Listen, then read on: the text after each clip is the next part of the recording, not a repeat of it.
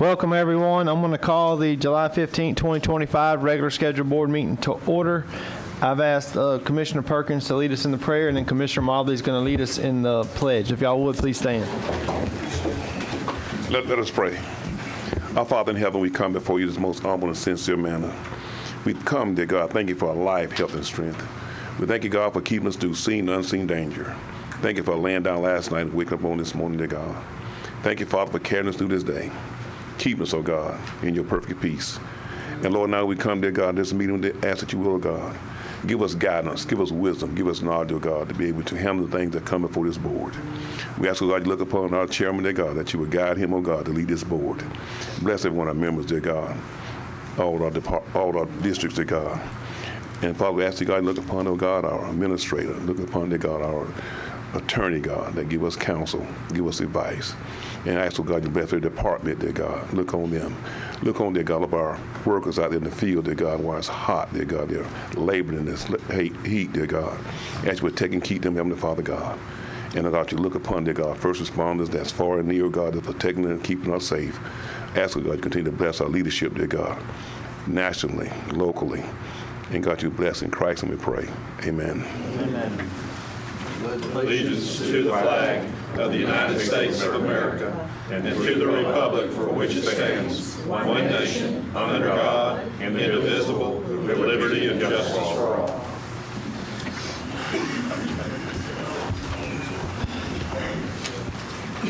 Welcome, everyone. Commissioner Hale's not able to be with us tonight. He had a prior engagement that had been set for quite some time, so he sends his regards, but he won't be here tonight. So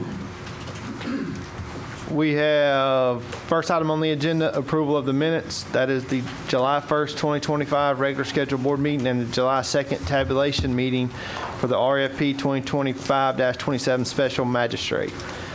Any questions, comments, concerns from board members on those minutes? So move for Have a motion to approve. Yes. By Commissioner Perkins. Have a second by Commissioner Mobley. All in favor, aye. Aye. All opposed, same sign. Motion carries 5-0. 4-0. Oh, you're right. 4-0. 4-0. We got, it's 5:35. We got 3 time specifics. So I'm going to jump to item number 21, which states at 5:35 p.m. or soon thereafter, as the matter can be heard, hold a public hearing to consider special permit request number SP-25-07-02 by Caddy Ridge Properties, LLC, authorized agent for All Red Trucking Agribusiness to be granted a special permit under Section 4.4.5B14 of the Suwannee County Land Development Regulations for the sale of agricultural fencing and gate supplies. Mr. Ron Meeks. Do you swear affirm testimony you give in this cause to be the truth, the whole truth, nothing but the truth, so help you God? I do. Just for a little matter of clarification for the applicants that are here for both of the special permits that I have public hearings on, because this is a 4-member board tonight. If for whatever reason the vote was to end in a 2-2 tie, just so the applicants know that's not an approval. So it would be their choice to continue their request if they so choose. So just for that to be part of the record. The first application that the board has for their consideration is a special permit request, SP 25-07-02 by Caddy Ridge Properties, LLC. The request is to construct a place of business that would be dealing in the selling of agricultural fence and gate supplies. A while back, the Board of County Commissioners adopted some language in one of our LDR amendments that added a special permit under Section 4.4.5 that allowed for other uses that were compatible with the district. As long as they were uses that would be compatible in agricultural usage, then this board could consider them as a special use permit. In the conversation that we had with the applicants and the type of business that they want to run, because they primarily deal with the agricultural community and dealing with fencing supplies and gate supplies, we felt that it would be an applicable special permit to make a request. The subject property does access US 27. It is just located on 27 east of Brantford, and the property size is a 5-acre parcel. The application is complete. The site plan shows the location of the anticipated building that would be constructed on the property. You have in your packet a resolution that is written for approval. If this board so chooses to approve the request, then they would be adopting the resolution. And if the motion was for a denial, then the board would need to cite which specific reason they are making the motion to deny the request. If you don't have any questions of me regarding this request, then I would enter the file into the record. Admitted as one. Thank you, Mr. Meeks. Board members, any questions for Mr. Meeks in regards to the special permit? I'm sorry. No, sir, go ahead. Is it's just for fencing, supplies, that kind of thing? Just Agricultural retail? fencing, so so you would have some of, and they may want to come up and address some of the stuff, but it's agricultural fencing, some of the agricultural fence panels, different gates and things like that. That's a lot of wholesale, if I'm understanding, mainly wholesale, yeah. This would be for, Mr. Chairman, Mr. Perkins. this is for the present, what their future plans are, maybe to expand to sell more agriculture, so other than fence panels, hog panels, cow panels, and fencing and posts, and are they going to increase? You may want to ask them to come up and let them answer that, but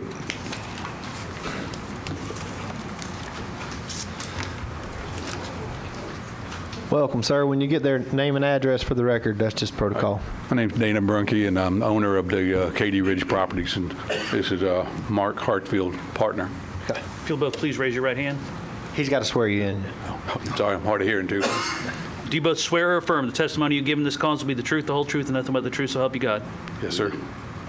Let the record reflect both people's signatures. Mr. Perkins. So, at present, you're saying you're going to be selling fence gates and other agricultural products. In the future, would you be selling other things like feed or anything like that? Or are you going to stay just as fence posts and gates? Yeah, no. Are we going to be focused on just agriculture fence, or is there a possibility of expanding to something different? Yes, sir. Yeah, just Well, there is an opportunity, if the opportunity presents itself and there's a need in the community, yes, we will probably expand to other items as well. Okay. Well, I'm asked that, well, Mr. Meek, would this permit allow that? Because once we allow them to get the fence posts and that to clear, would they be able to expand to do other items as far as agriculture? everything we'll do will be fence-related, fencing, agriculture fencing, anything to do with the fence is that's all we do for as far as business gates and fencing products.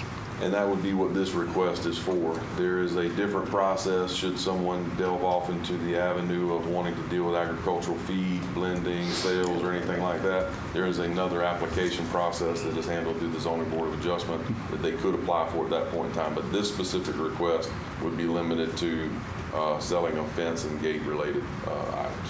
Okay, I understand. I just wanted clarity because I know that if we give them the clarity to go ahead and do the fence posts and this stuff, is there another process they have to come back to start for feed and other things that being sharpened at? Yes, sir. So, okay.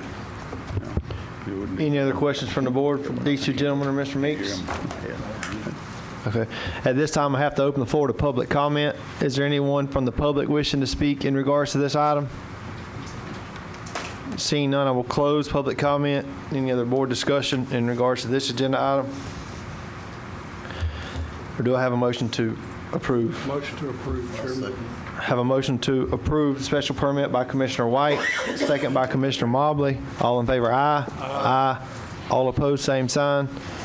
Motion carries 4-0. This public hearing is closed. Thank you, gentlemen. Congratulations. And good luck. That was 21. Item number 22, at 5:35 p.m. or as soon thereafter as the matter can be heard, hold a public hearing to consider special permit request number SP-25-07-03 by Next Tower Development Group, Group 2 LLC, authorized agent for Robin Faircloth, to be granted a special permit under Section 14.11 of the Suwannee County Land Development Regulations for an essential service 255 feet self-support communications tower and associated equipment. Mr. Ron Meeks. Mr. Chairman, board members, this is another special permit application request, and it is for the construction of a telecommunication tower and associated equipment. The zoning on the subject property is Agricultural 1, and the location of this property is at the intersection of County Road 250 and 201st Road. So it is west of Live Oak on County Road 250, roughly in the Dowling Park area. Dowling Park, Clayland kind of areas where we would be situated. The communication tower is anticipated to be 255 feet. The requesting entity for the construction of the tower is a T-Mobile site, but as with any other tower, once the tower is constructed, then we typically have applications that are submitted for co-location for other carriers on the same structure. The application and the request on the site plan shows the required backup generator for power backup should the tower lose its power, then it would be supported on site by power backup generation. We've had a couple phone calls and some people by the office that have had some concerns with radiation and stuff, and I know we've brought this up at previous commission meetings, but the Telecommunications Act of 1996, specifically Section 47 USC, prevents state and local governments from regulating the placement, construction, and modification of personal wireless service facilities based on the environmental effects of RF emissions. So that kind of preempts the county from handling regulation or regulatory authority based on those guidelines. In your application packet, you have a resolution that is written for approval should the board so choose to adopt the resolution. And then if the application was for denial, then the board must cite which specific section of the regulations that you're denying the request from. So at this time, if you don't have any questions of me, I would submit the file as part of the record. Admitted as one. Thank you, Mr. Meeks. Any board members have any questions at this time for Mr. Meeks? None, you're good. Okay, I'll open the floor to public comment. Anyone from the public wishing to speak in regards to this agenda item? When you make your way to the podium, Mr. Fontana, you know the drill. Name and address for the record. Fontana, 21181, 144th Street, Live Oak, Florida. Yeah, with the cell towers, again, and we talked about this before, it seems like your hands are tied or something like that, so why is this even being brought up?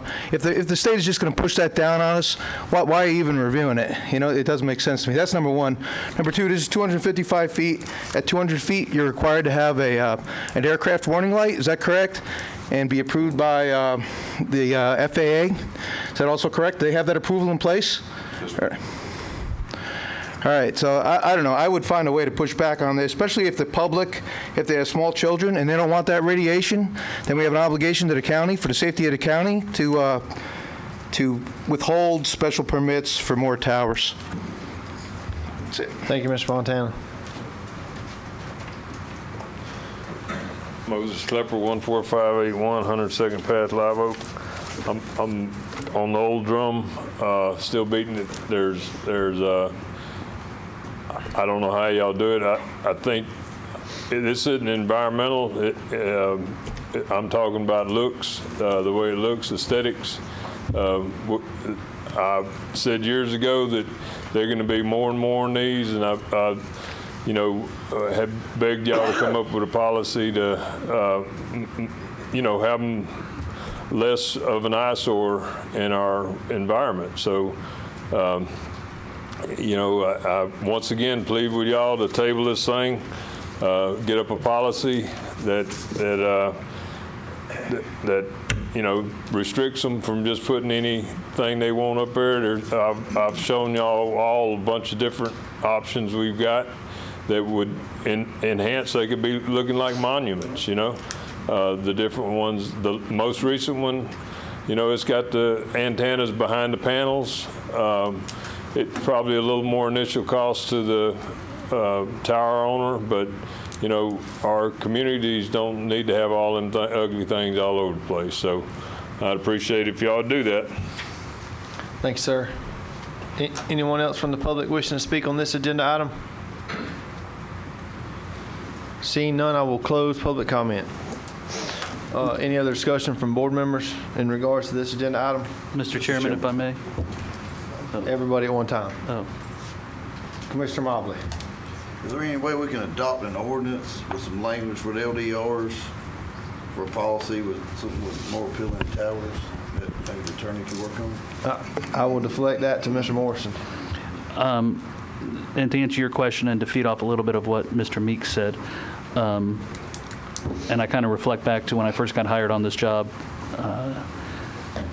I was asked by the commissioner to my right to make sure that keep us out of trouble. Messing with cell phone tower permits is one of the ways to get in trouble.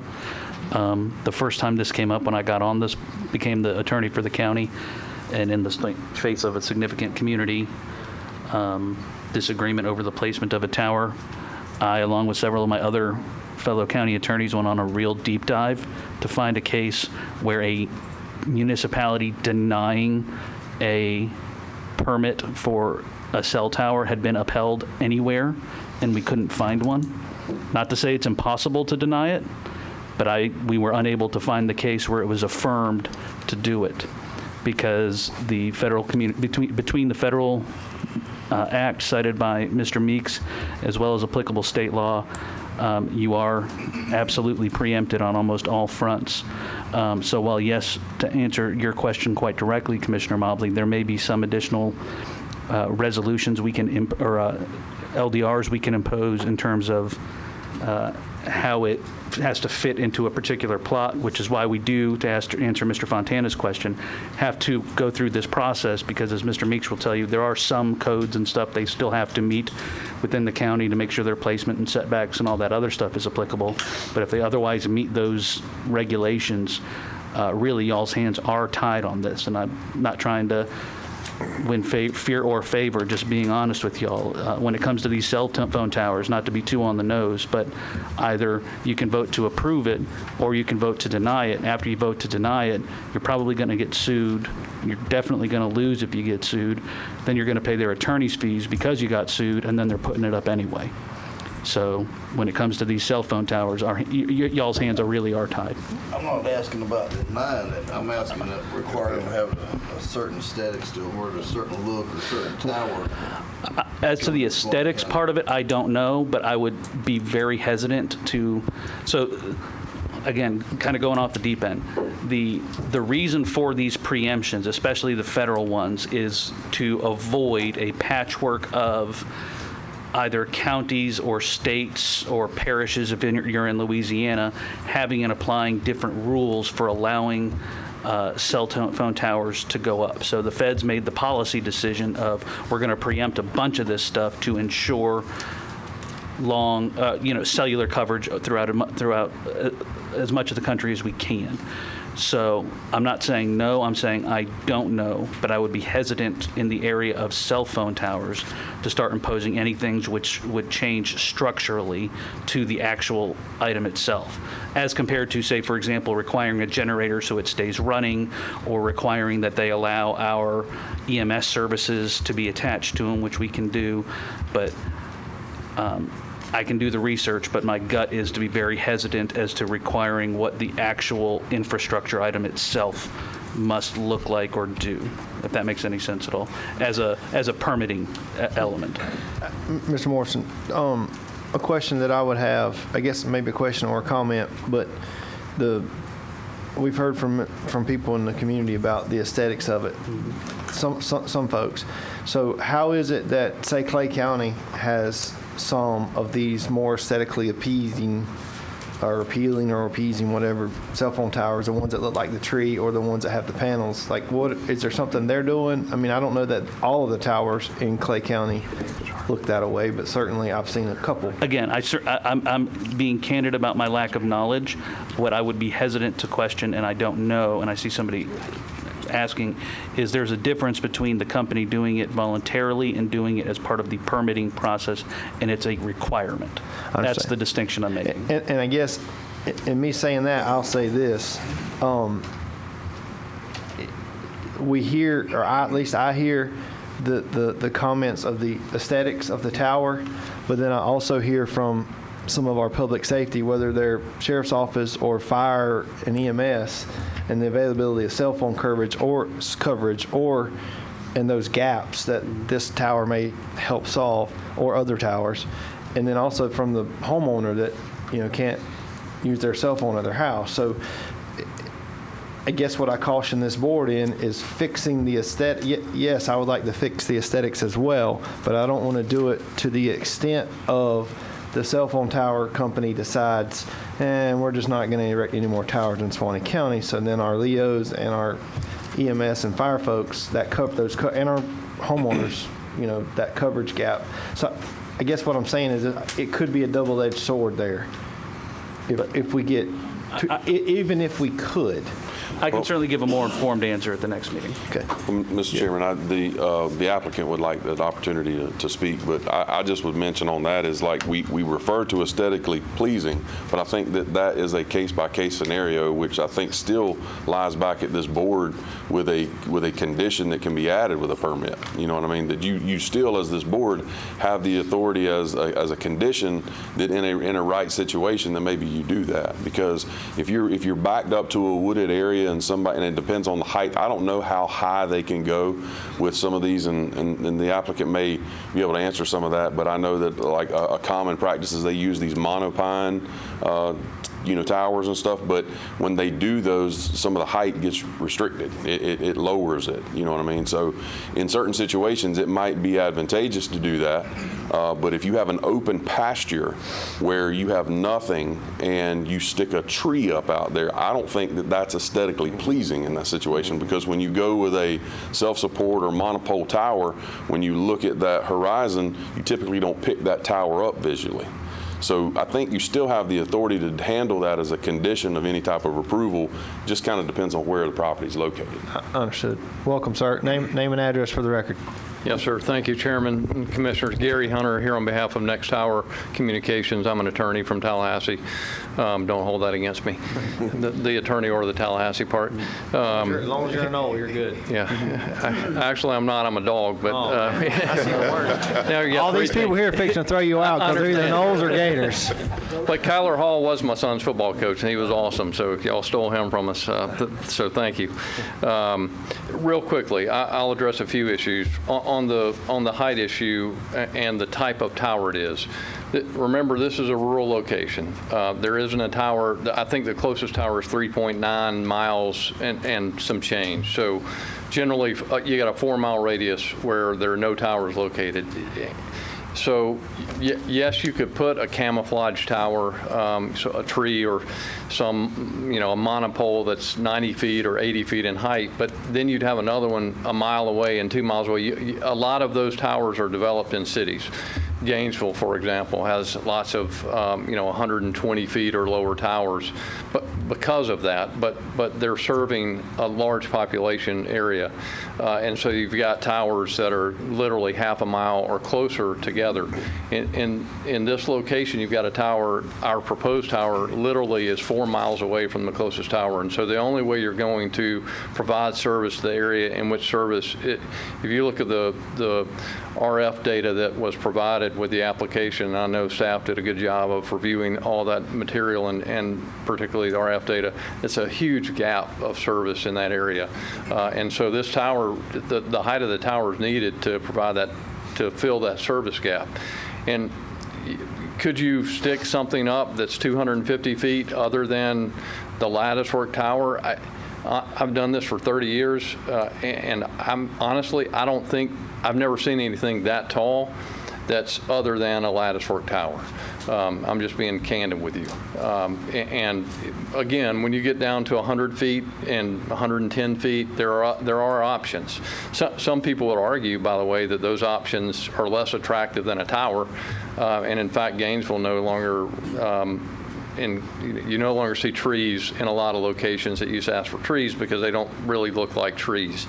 I mean, they say it's a pine tree, but it's a 100-foot pine tree. Everything else is 70 feet or smaller, and it just ends up standing out in a negative way. I mean, the truth of the matter is I don't have and it's not because I work for a cellular company. I work for lots of people, and a cellular company happens to be one of them, but but I don't have a home phone anymore. We get a lot of our television and data communications are through wireless services, and so that's what these towers are being developed for. And we all would prefer not to see them. I mean, there's no question. But we also all would prefer to have access to a tower, because otherwise we don't have access to our phones, and we're turning the clock back 30 years in a way that I don't think any of us prefer. So, we appreciate staff's analysis of this. We have no problem, by the way, y'all had a condition on the tower that we provide service to the county's emergency management services to the extent y'all wanted to place antenna on the tower. No problem with that. Obviously, there's a range. I think y'all said above 90 feet to 150 feet. There's no issue. Above that is where we would lease out space. So apart from that, I'm happy to answer any questions y'all have or address any other issues, but I appreciate your time. And what was your name again? Gary Hunter. Thank you, Mr. Hunter. I got a question for you. Yes, and it's sir. really just for clarity for the public's sake. So this tower's T-Mobile? Yep, that's the initial applicant. Yes, sir. Initial applicant, right. But if you're, let's just say you're a Verizon or AT&T customer, that space you're talking about, you would lease out to their equipment, or the Verizon phones would pick up and... No, sir. You would lease out space to Verizon, AT&T. So even though that this tower is, an original applicant is T-Mobile, the space would be available for Verizon or AT&T or other carriers to put their equipment up there to help the customers that may live in the area that do not have a T-Mobile phone. 100%, and in fact, your ordinance requires them to, if they came in and said they need a space there, and by the way, they'll need space there once the tower goes up, but they couldn't come build a new tower if there was space available on our tower under your ordinance, so correct. Right. Any other commissioners have any questions for Mr. Hunter? Yes, Mr. Chairman. Commissioner Perkins. For clarity as well, I know some talking about the radiation. How far out would that radiation extend? Because since they don't want it for kids that stay close near.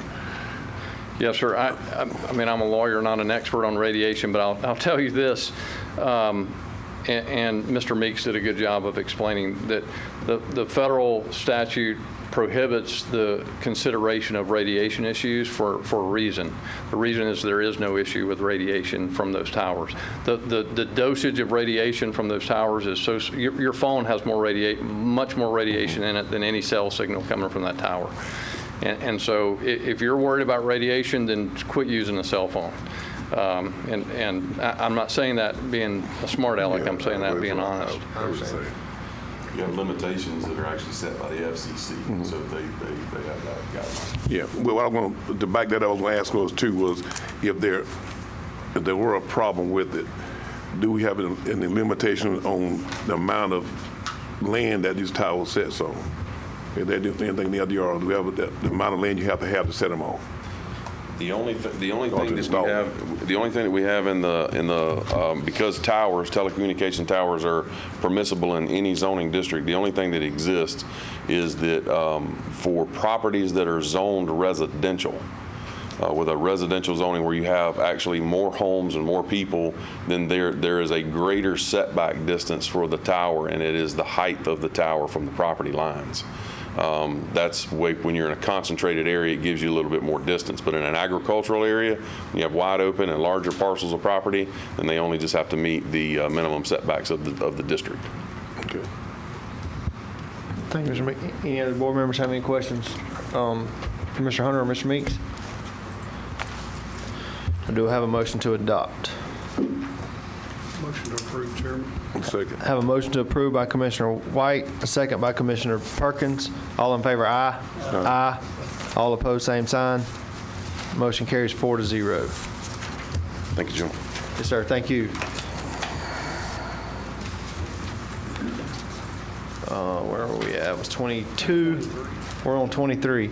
So at 5:35 p.m. or soon thereafter, as the matter can be heard, hold a public hearing to consider the enactment of an ordinance updating solid waste fees and authorizing a 3% yearly increase. Mr. Morrison. Thank you, Mr. Chairman. And the agenda is a proposed ordinance. Our solid waste fees haven't been updated really since, I think I put in. You're not talking to the mic, Mr. Morrison. Our solid waste fees haven't been updated in quite literally 25 years. And that's basically for lack of attention to fee increases. Go figure, not everybody, that's not top of the list for everybody. In that time, although our ordinance reads certain ways, the practices in the county have changed. So for example, if you look at section 62-255 of the way the current ordinance reads is what we charge for construction debris. Well, we don't accept construction debris anymore, so that needs to be removed from the ordinance. There's certain things in there about accepting commercial oil. We no longer accept commercial oil. So we have an ordinance that's at odds with our actual county policy. Further, again, the fees need to be updated to reflect what we currently charge now, as well as, and then what I did to prevent the, for lack of a better phrase, slipping through the cracks again, is authorize an automatic 3% raise to those fees to begin every new fiscal year. So beginning October 1, 2026, and each fiscal year after that, it would go up 3%.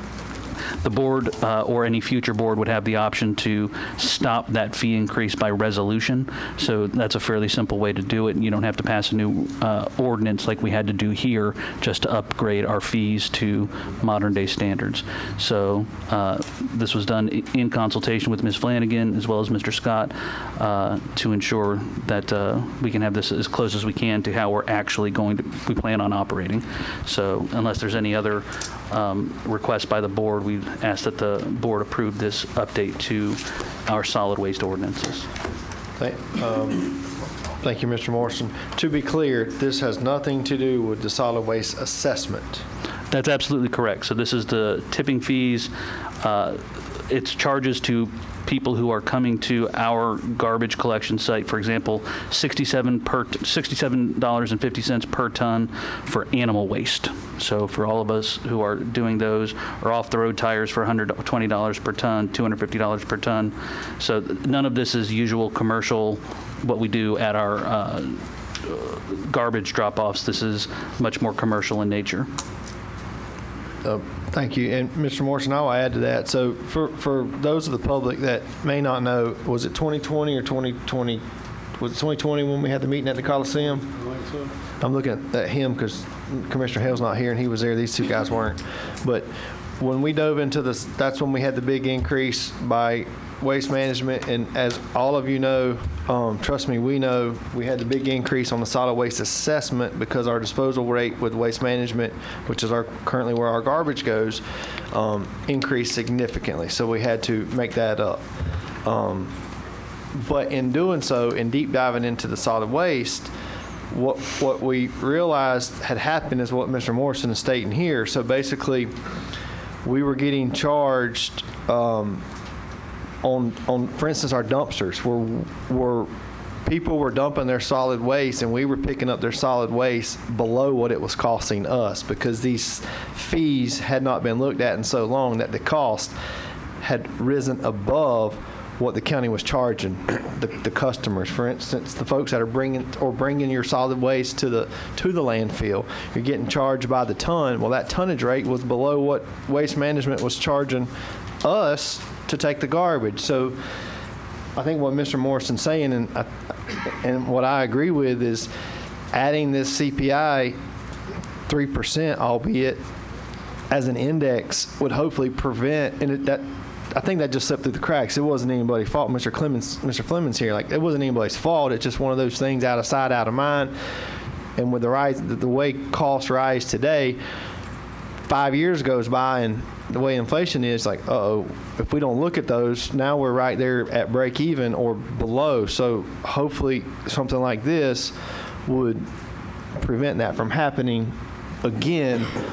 This is not solid waste assessment that's assessed to residential homes or whatnot. This is strictly the fees, to where those fees would hopefully keep pace with our cost as well as inflation. If I can did I explain that correctly? 100%, Mr. Chairman. I'm sorry for not making it clear. But also, and to feed into it, part of the reason it wasn't done is because those fees were for some reason set in an ordinance, and an ordinance is much harder to change and requires much more process than the other forms of doing it. So hence having to have this ordinance and indexing it to CPI. Thanks, Mr. Morrison. Before we open the floor to public comment, is there any other board members have any questions, comments on this agenda item, or I'm going to open the floor to public comment? All right, at this time, I'll open the floor to public comment. Is there anyone from the public wishing to speak on this matter? We got one making our way, I think. When you get there, name and address, please, sir. Richard Snyder, 29th Road, Brantford, Florida. Quick question for you. Whose P&L statement does this show up on? Sir? Whose income statement is responsible for this to see the revenues out or in and the cash out? Where does that show up? The clerks keeps our budget. So, but what I'm asking is, going forward, to make sure that 3% is even enough, who's reviewing it? Because we said this was overlooked. I'm just curious, what is going to be the process to make sure that we're seeing that on a regular basis? Because maybe next year it needs to be 5%, and then go back to 3, and then maybe 6, and then 2. You see where I'm going? No, I do. I would hope that 3% would cover it, considering inflation's normally, hopefully less than that for all of our sakes. But that would be on our administration, our solid waste department, to kind of keep a tab on that, to make sure that what the rates we're charging are equal or below our costs, because you certainly don't want it to be the other way. No, that's what I'm saying, is I just want to make sure that this is going to be tracked to the point that we know if we need to raise it higher, we have those conversations. You guys, whoever, should have the conversation. Our solid waste department manager, as well as our county administration staff, should be looking at that. They shouldn't have to look at it as often, but nonetheless, they still mean that 3%. I mean, that may not be enough one day. I think that'll, in the near future, I think 3% will cover it, but they should be taking a look at that regularly. Okay, I just had to ask. Thanks. Yes, sir. Yes, sir. Welcome. Name and address. My name's Ed Snuggs. Will this 3% stay based on today's rate, or would it compound year to year? Would 3% be added on to 3% per year based on today's rate? Yes. Or would that 3% have 3% added to that next year? It would be compounding the way. Would it be compounding? The way that I read it, yes, sir. It would compound? Yes, sir. Yes, sir. Think that over. Any other members from the public wishing to speak? Seeing none, I will close public comment. Any other board discussion? Mr. Chairman, Commissioner White. bringing back to his question about the compounding right there, it's in the ordinance there that we can review that and lower it if necessary if it gets out of hand. So Correct, and and that can be done by resolution. I made it by resolution to make it easier for you all to amend in the future without having to go through the ordinance process. And the board could choose to make it lower or suspend the increase for however long that board chooses to do so. So, Mr. Snipes, to your point, there's language in there that we could stop it, amend it, lower it, or what should we need to do that? So it doesn't just get out of hand, in other words, if the costs don't warrant it or do not warrant it. Yes, sir. And just, if I may, just to give clarification to show all the way the language reads, Commissioner White said that way everybody knows how broad the board's discretion would be by resolution. It reads, beginning October 1, 2026, and each October 1 thereafter, all tipping fees shall automatically increase by 3% unless otherwise directed by the board by resolution. So the board has all of its options available to it to modify that increase.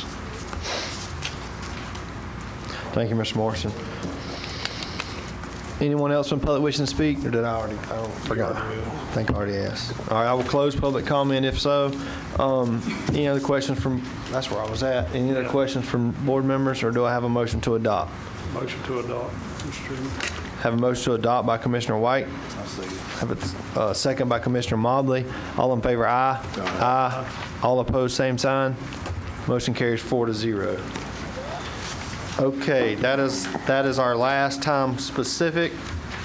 That was item 23, so we're going to jump back to the regular agenda, which is, we were at public concerns and comments. These are general public concerns and comments. I do have 2 comment cards here, and I will just call them in the order that I have them, and then if someone didn't fill one of these out, feel welcome to come up afterwards. Mr. Richard Roberts, Jr. from State Road 247, Brantford. Welcome, sir. Yes, sir. Oh, you're going to give that to him.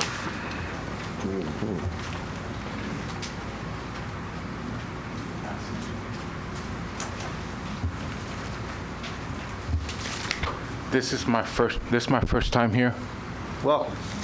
and I was wondering about air quality control for nursing homes and rehabilitations. Hospital has to have it, and they use Medicare and Medicaid to get federal funding, but the nursing home and rehabilitation don't have to do that. What's your question? Why nursing homes and rehabilitation doesn't have the same air quality control in hospital does? I'm going to deflect to the county attorney or Mr. Meeks. Mr. Meeks. Mr. Meeks? I don't think Mr. Meeks is paying attention. His question... That's not what we're here for. Mr. Meeks, his question was air quality in nursing homes and rehabs. He's asking, I think he's asking for our board. The subject says request for action on air quality control in nursing homes and rehab facilities to the same standard as hospitals. Did I say that right, Mr. Roberts? Yes, sir. So can you elaborate on what, or I don't think Suwannee County plays a role in regulating air quality in nursing homes, but I'm going to let, he's our LDR specialist. And that would defer back to what entity has the control over the air quality in those hospitals. So I don't know whether that falls under an environmental thing. It's not necessarily governed by the building code that I'm aware of, and it's not under our land use regulations as air quality. So usually air quality is in the world of DEP and things like that. Or ACA or... You have those entities and you have those agencies that have to qualify for certification and oversight, and they do inspections, but I don't know what they base it off of. Okay. So, Mr. Roberts, I think to answer your question is I don't believe, I know that Suwannee County is not the entity that oversees air quality inside of a nursing home. I do know that. I think that you're probably looking maybe, I'm going to guess, ACA or, I don't know who regulates hospitals. I'm not in the medical field. I'm sorry. ACA? So I'm getting some nods from the audience, ACA. And I don't even know what that acronym stands for. Agency of Healthcare Administration. Okay. I would maybe reach out to them and see. I know that we, inside the hospital, I don't think we regulate anything inside of a nursing home or a hospital or a rehab facility, not on the inside. You don't think the commissioners will help me to get involved? I will help you privately any way that I can as far as direction, but I don't have any legal bounds to help you as a Board of County Commissioners because that's not our area of jurisdiction, I guess, for lack of better words. In other words, I can't go to a nursing home and tell them that they have to change their, like I don't have any enforcement ability to do so. About talking to the our governor. The governor? Yeah. You want me to contact the governor? Or all five of you guys get involved? Can we have a discussion later after this, after the meeting, if you want to hang around? Thank you. Okay. Oh, yes, sir. Welcome. Go ahead. Wayne Hanica, 11883 93rd Road. You're kind of in my old realm before I retired. There are specific air quality qualifications for nursing homes. They're not the same as a hospital. If you did the same qualifications as you do in a hospital, nursing homes would probably double the cost because it's that much more strict. But ACA does inspect nursing homes. So I think to answer his, that would probably be the entity. If he has a problem, that would be the most likely entity that he needs to contact. Absolutely. Okay. Yeah, the state, other than that, doesn't do any control, and I've never seen a building department control it. Yeah. Thank you, Mr. Hanica, for that. I have another comment card here by Mr. Ed Snipes. Welcome, sir. And I believe you got here a land use code violation is your topic. Pass that.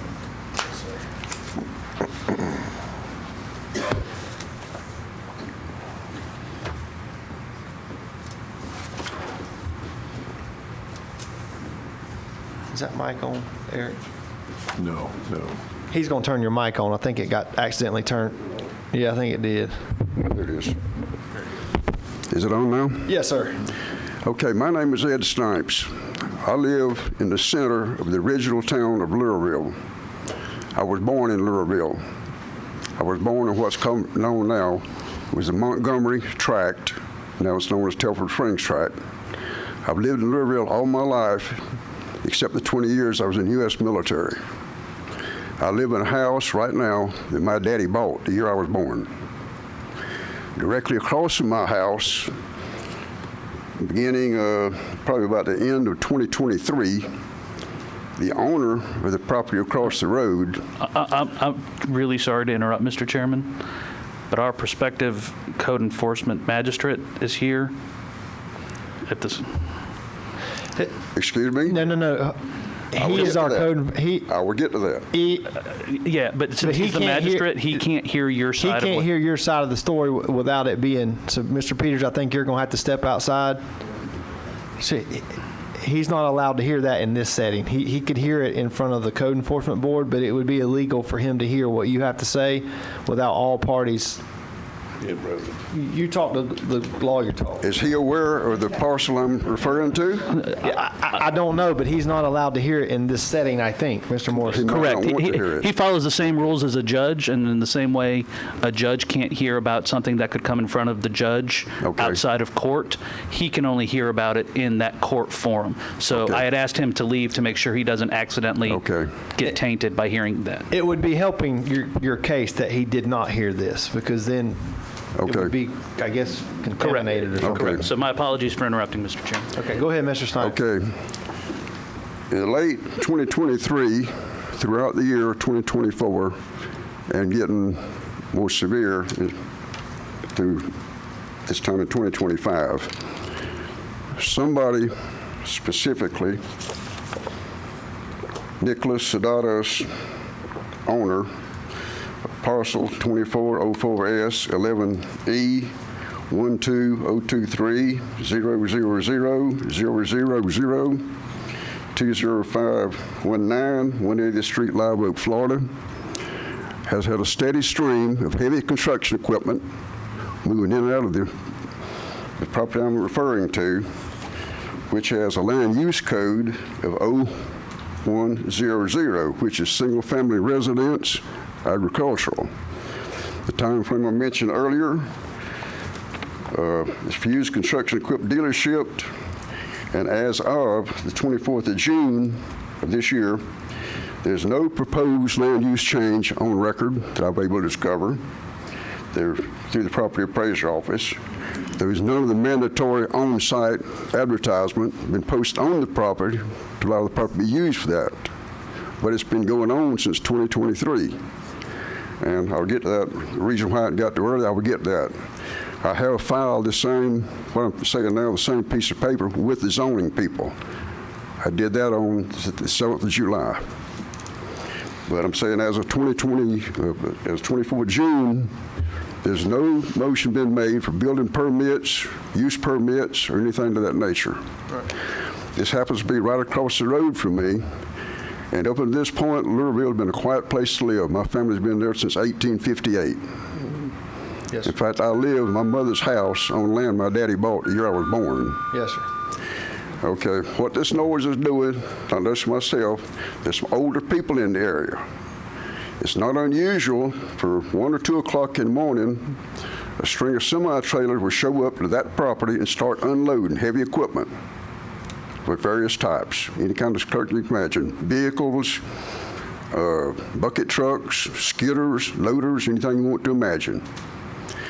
That equipment will stay on that property for a short period of time, and then either some of that equipment will move behind the residents on the property, it will shift to the property next door, or it will leave there. I see people going through like you see on a car lot, and evidently they're negotiating to buy some of that equipment. That indicates to me that's a dealership. And with a day or two later, some of that equipment would leave on a completely different set of vehicles and leave the area completely. Or if you drive through the Lurville area, about 350 yards or so, on 51 heading north from the power substation, you will see some equipment sitting there for sale. The most recent piece of equipment came into that property was Saturday morning, this Saturday morning, 6 in the morning, a semi-trailer unloaded on that property, and it's sitting there right now. There's one motorhome left there from the last batch that came in. There's one equipment trailer. There's numerous pieces of construction equipment behind the residence.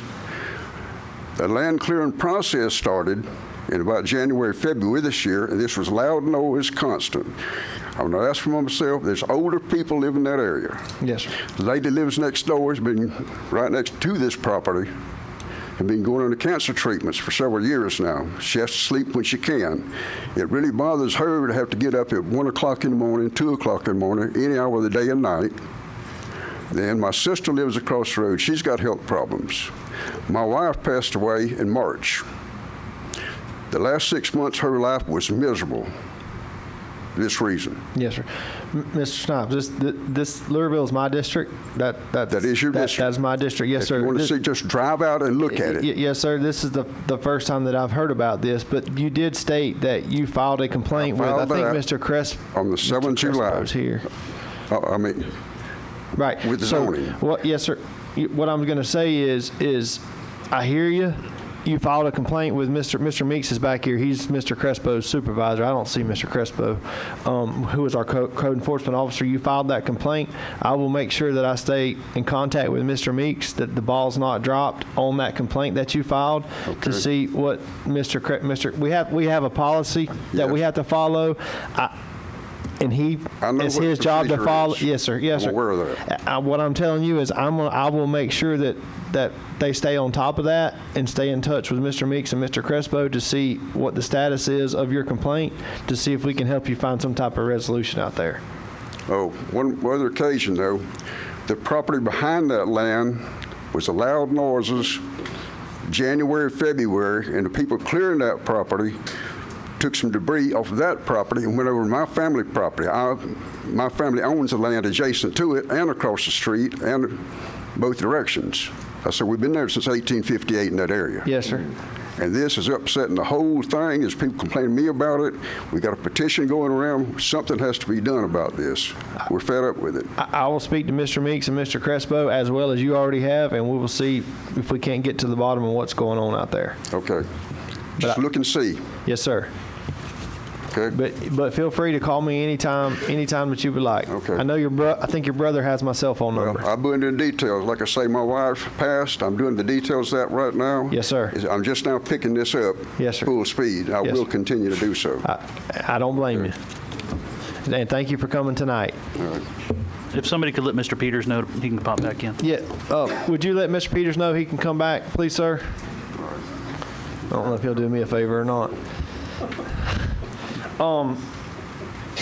Miss Jennifer, she has another presentation to do, so I'm gonna stop public comments for just a minute, come back to it. You got another place to be later tonight in a neighboring county, so I'm gonna let you come on up and do your presentation with Florida Youth. And I'll be brief. Florida Youth Charitable, so you can make your other appointment, and then we'll go back to public comment, y'all. Okay. All right. Good afternoon. Thank you so much for having me today.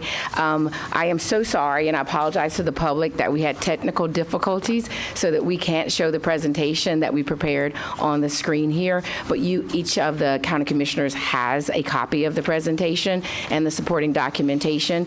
So basically, back in April of this year, I met with the county commissioners, and at that point, we agreed with Mr. Scott's assistance that Florida Youth Charitable would use their resources to do debris cleanup in Suwannee County. We took on that, we all agreed, and we took on responsibility on the 23rd of April, and we just finished on June the 30th. In that presentation that you have, basically it goes over the 5 hurricanes that hit the area within the 2-year period, also with the tornadoes that occurred on May the 10th. So what we did with Suwannee County, which is a huge county compared to Hamilton, you have over 692 square miles. We went out with skid steers, dump trailers, and a van with equipment, and we started our cleanup. That cleanup report came from Crisis Cleanup, which is what the government, the state of Florida uses during a crisis. Emergency Management Director, the former one for Hamilton County, Pam Allen, who's not here tonight, she is the person that made sure that this all came together and happened. And during our process, the goals were to remove any debris that was affecting elderly, disabled, handicapped, or anyone so that they would be able to get access to their homes. I have pictures of the properties that we did. We did over 450 properties in this time period. And lots of the properties were way out in, for lack of a better word, BFE. Okay, if anybody knows what that is. So we were getting lost a couple times, and we had to call the police and ask for a little guidance. But we ventured through, and we were very proud to say that it was a successful project. Our project is ending on July the 31st. However, if we receive any calls from anybody in Suwannee within the next 2.5 weeks, we will come over and assist. One of the partners that I must acknowledge, a vendor that's in your area that has been instrumental in making sure this all came together, was AgPro. They were like unbelievable at making sure that our equipment was working. Even when it was last minute and we needed to have that 661 up and running, they got it running. So we wanted to just do a shout out to them and say thank you. I haven't met the owner yet, but we're hoping to meet him over the next 2 weeks. Also, I wanted to say that to the residents of Suwannee County, your county commissioners could have turned down this offer from our nonprofit to help your county. Instead, they said yes. It was a huge yes in the efforts to help elderly people who did not have access financially or for whatever reasons. Your county commissioners stood 10 toes down, as we call it, and they supported the efforts and have been nothing but great partners for your community. So as a resident of Hamilton County, I have to say that you guys got it right this time, and you are a good board for your community. Lastly, I'd like to tell you that the partnership wasn't just in cleaning up for residential homes in the area and your customer base, I could say. It also provided jobs for those who were working with us. Unbeknownst to most people, the federal government has a program called the National Dislocated Workers Grant. What that grant does is it tries to get people who have not been employed in 6 weeks or more employment. In this case, we happen to have a ton of hurricanes, so this was an opportunity for us to get people that had been displaced due to the hurricanes, due to COVID, whatever the reasonings were. It gave them an opportunity to get jobs. During that time period, they got trained on how to use skid steers, how to drive dump trailers, how to use chainsaws, heavy equipment. They got training on that. It's all OSHA certified, and we hired 33 employees. Our program did not allow us to hire more than that, but out of those 33 employees, over 50% of them have all became gainfully employed with companies in the area. And so for that, I thank you from the bottom of my heart. Our nonprofit works in the Tri-County area. This is one of those projects that we weren't expecting to take on, but we got that call from emergency management, and they said, can you guys make it happen? So we flew down from New Jersey. That's not my home, by the way. I'm from Hamilton. But we flew down, and we just, they first said that we didn't have a workforce in the Tri-County area. I'm here to say we do have a workforce. We have people who want to work. Some of them aren't very skilled, but once you talk to them and you get them the proper training, they will work. When it was freezing and all of your other vendors were at home, snuggled in their warm homes, our guys were out there working. When it snowed, our guys said, hey, we need to work. We've got bills to pay. And when it's 104 degrees, which what it was yesterday, our guys were out there working. So when you see them, they have on yellow vests, they wear hard hats. As I stated, I do have pictures of them with some of your residents, and I just want to share this one story, and I'll sit down and depart, rather. This was Miss Coleman. Her husband died. She didn't have anybody that would help her, and she had mega trees down on her property. there's no way that she could have got the boys next door to pick this up or help her move this. Our guys came in, and they did have to work a little bit because it's a big tree. It's wider than me, and that's saying a lot. But they got in there, and they told Miss Goodman, they said, we're going to stay here until we get the job done. I start crying because she called. And she wanted to cook them a meal. We're not allowed to do that because I don't want anybody to say we did favoritism. But we told her we did that because that's what being a community is all about. It's not about you getting something in return. It is sincerely about being Christian-like. And that, to me, was a huge step in the right direction to let us know that we were on the right track. We gave out these buckets that you see here, these white buckets. Those are in the event we have another storm or something, so we wanted them to have the goods so that they at least have something to clean up the mess. Now, our job is not completed. We still found homes that need work done inside, meaning mold and ceilings that need to be replaced and stuff. So we are asking the federal government to give us more funding, and hopefully we'll know something in October if that happens. And at that time, we will do more hiring, and we hope to hire individuals from Suwannee to help us in those efforts. I know I took up too much time. Does anybody have any questions? I have turned in the documents for the fuel charges and repairs for chainsaws and stuff. And then what else do I have? I think that's really it. I don't want to be too mushy up here, but I just want to let you know you got it right. I know you get a lot of complaints, and everybody comes with, all kinds of information, but you got it right this time, and it really matters. I could tell you stories of so many people that really appreciate what you did. And we asked them to call your office. I'm not sure if Scott got calls or not, but we did ask them to call to let you know that you're doing a good job. Thank you. And I can't thank you enough. For the public's sake, there's a spreadsheet here that she passed out. I counted 2 or 3 pages. They average about 25 names on each page, and there's 19 pages here. Front and back. Right. So it's over 450. Right. Okay, well, there you go. I was good in math. So, and what I would say, not only did your workers and you guys help these people, but I think you did a really good job at finding the folks that slipped through the cracks. The folks that didn't know who to call or didn't know where to look, or maybe a deadline passed them before they got the opportunity to call someone. And as you stated, that the lady, she lost her husband, and it didn't matter race, creed, religion. I mean, you helped everybody your group helped everybody that slipped through the cracks and needed it. So I thank you for doing that, and thank you for helping Suwannee County residents. Well, before I forget, if anybody calls you, some things we couldn't do. We couldn't cut trees. They don't allow us to do that. But we're hoping that we will be able to. It was storm debris only, not. Right. Right. Yes, ma'am. Okay. But there again, thank you. Any other commissioners have anything to say? You got questions? Thank you. Yeah, thank you. Appreciate it. Yeah. It was fun. I got a hard hat, too, out of it. All right. Thank you, guys. I know you have somewhere else to go, so. Yeah, I got to get out of it. Yes, ma'am. Thank you again for coming. Thank you. All right, y'all. I'm gonna move back to public comment. Name and address, please, sir. Still Moses Klepper, 14581 102nd Path, Live Oak. First thing, I hadn't got an answer on the utilities. How much utility fees we hadn't collected from those commercial businesses?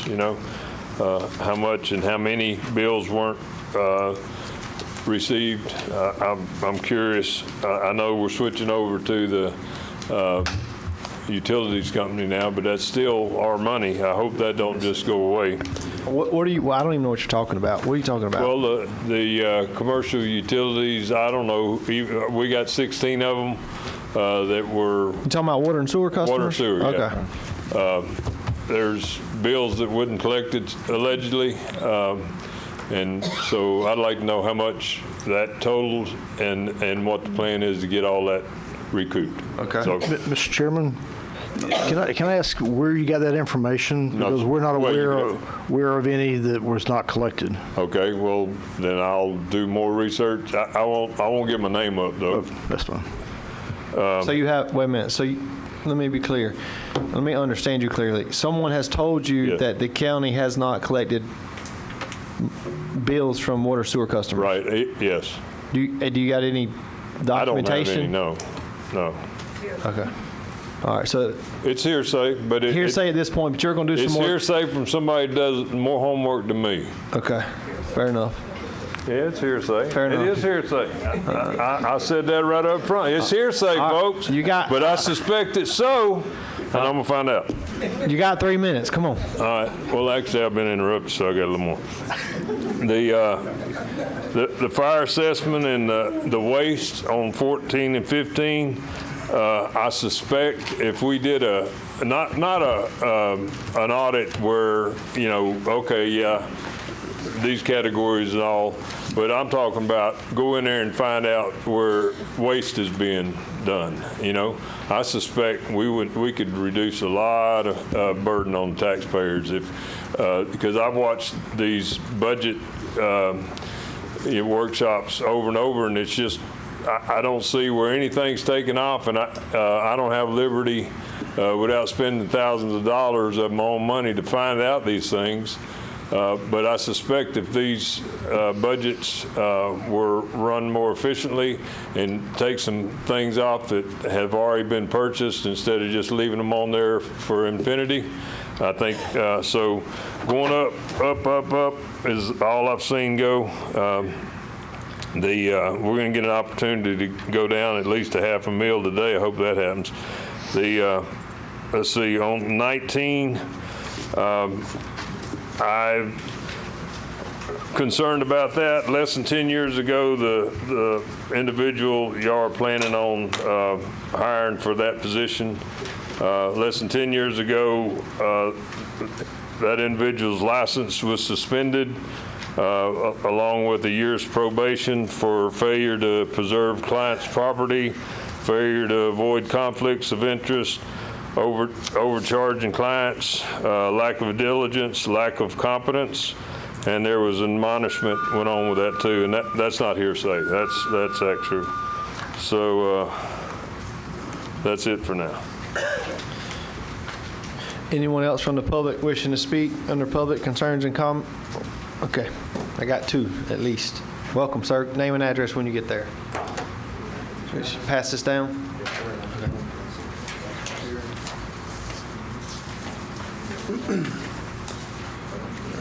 My name's John Van Vliet. Live at 20671 County Road 137.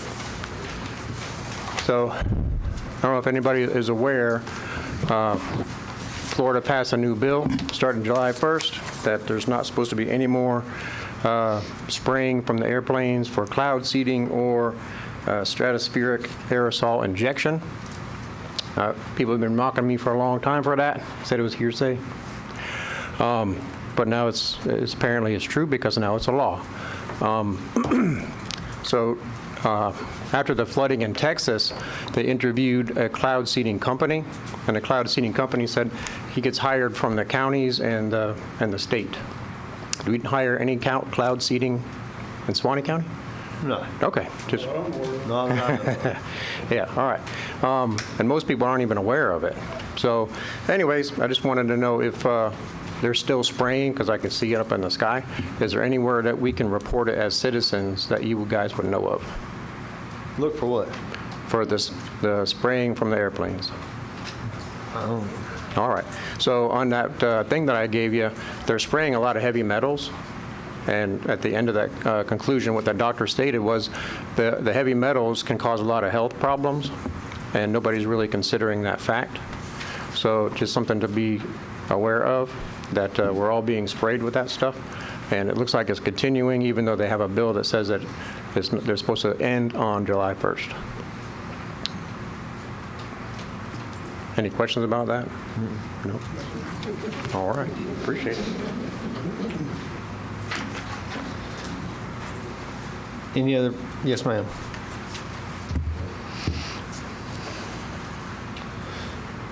Name and address for the record, please, ma'am. Okay. I'm Betty Dempsey, and I live on 9820 105th Drive. Welcome. Mr. Leo there was my county commissioner for a lot of years, and he can tell you I didn't bother him very much. But honest, Mr. Perkins, I do not bite, not even on the telephone. All right. But I called you several times, and you wouldn't answer, and you didn't call me back. So I called another one of your fella people here and talked to him, and he told me he'd get me some help. But our road is terrible, and I noticed on 109th Road, y'all clear up the brush and all that. There's trees down by the road they fell across the road, and they sent somebody else there to just cut it up, but it's still there. It needs to be moved. All that greenery needs to be done away with, so people can at least see what's down by the road. If you have to get off, you can't even see what's there. Well, Ms. Dempsey, what's your street address and where?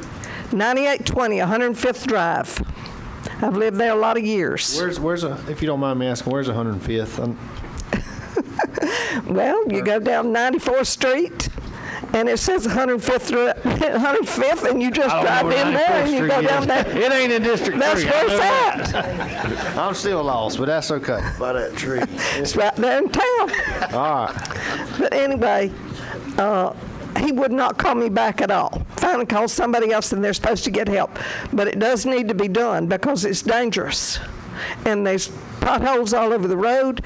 What they do is just skim it, I guess, or whatever they do, and it fills up the holes for a little bit, but all of a sudden they're out. And you just about kill your cars or trucks if you go through there. That's on 105th and 109th?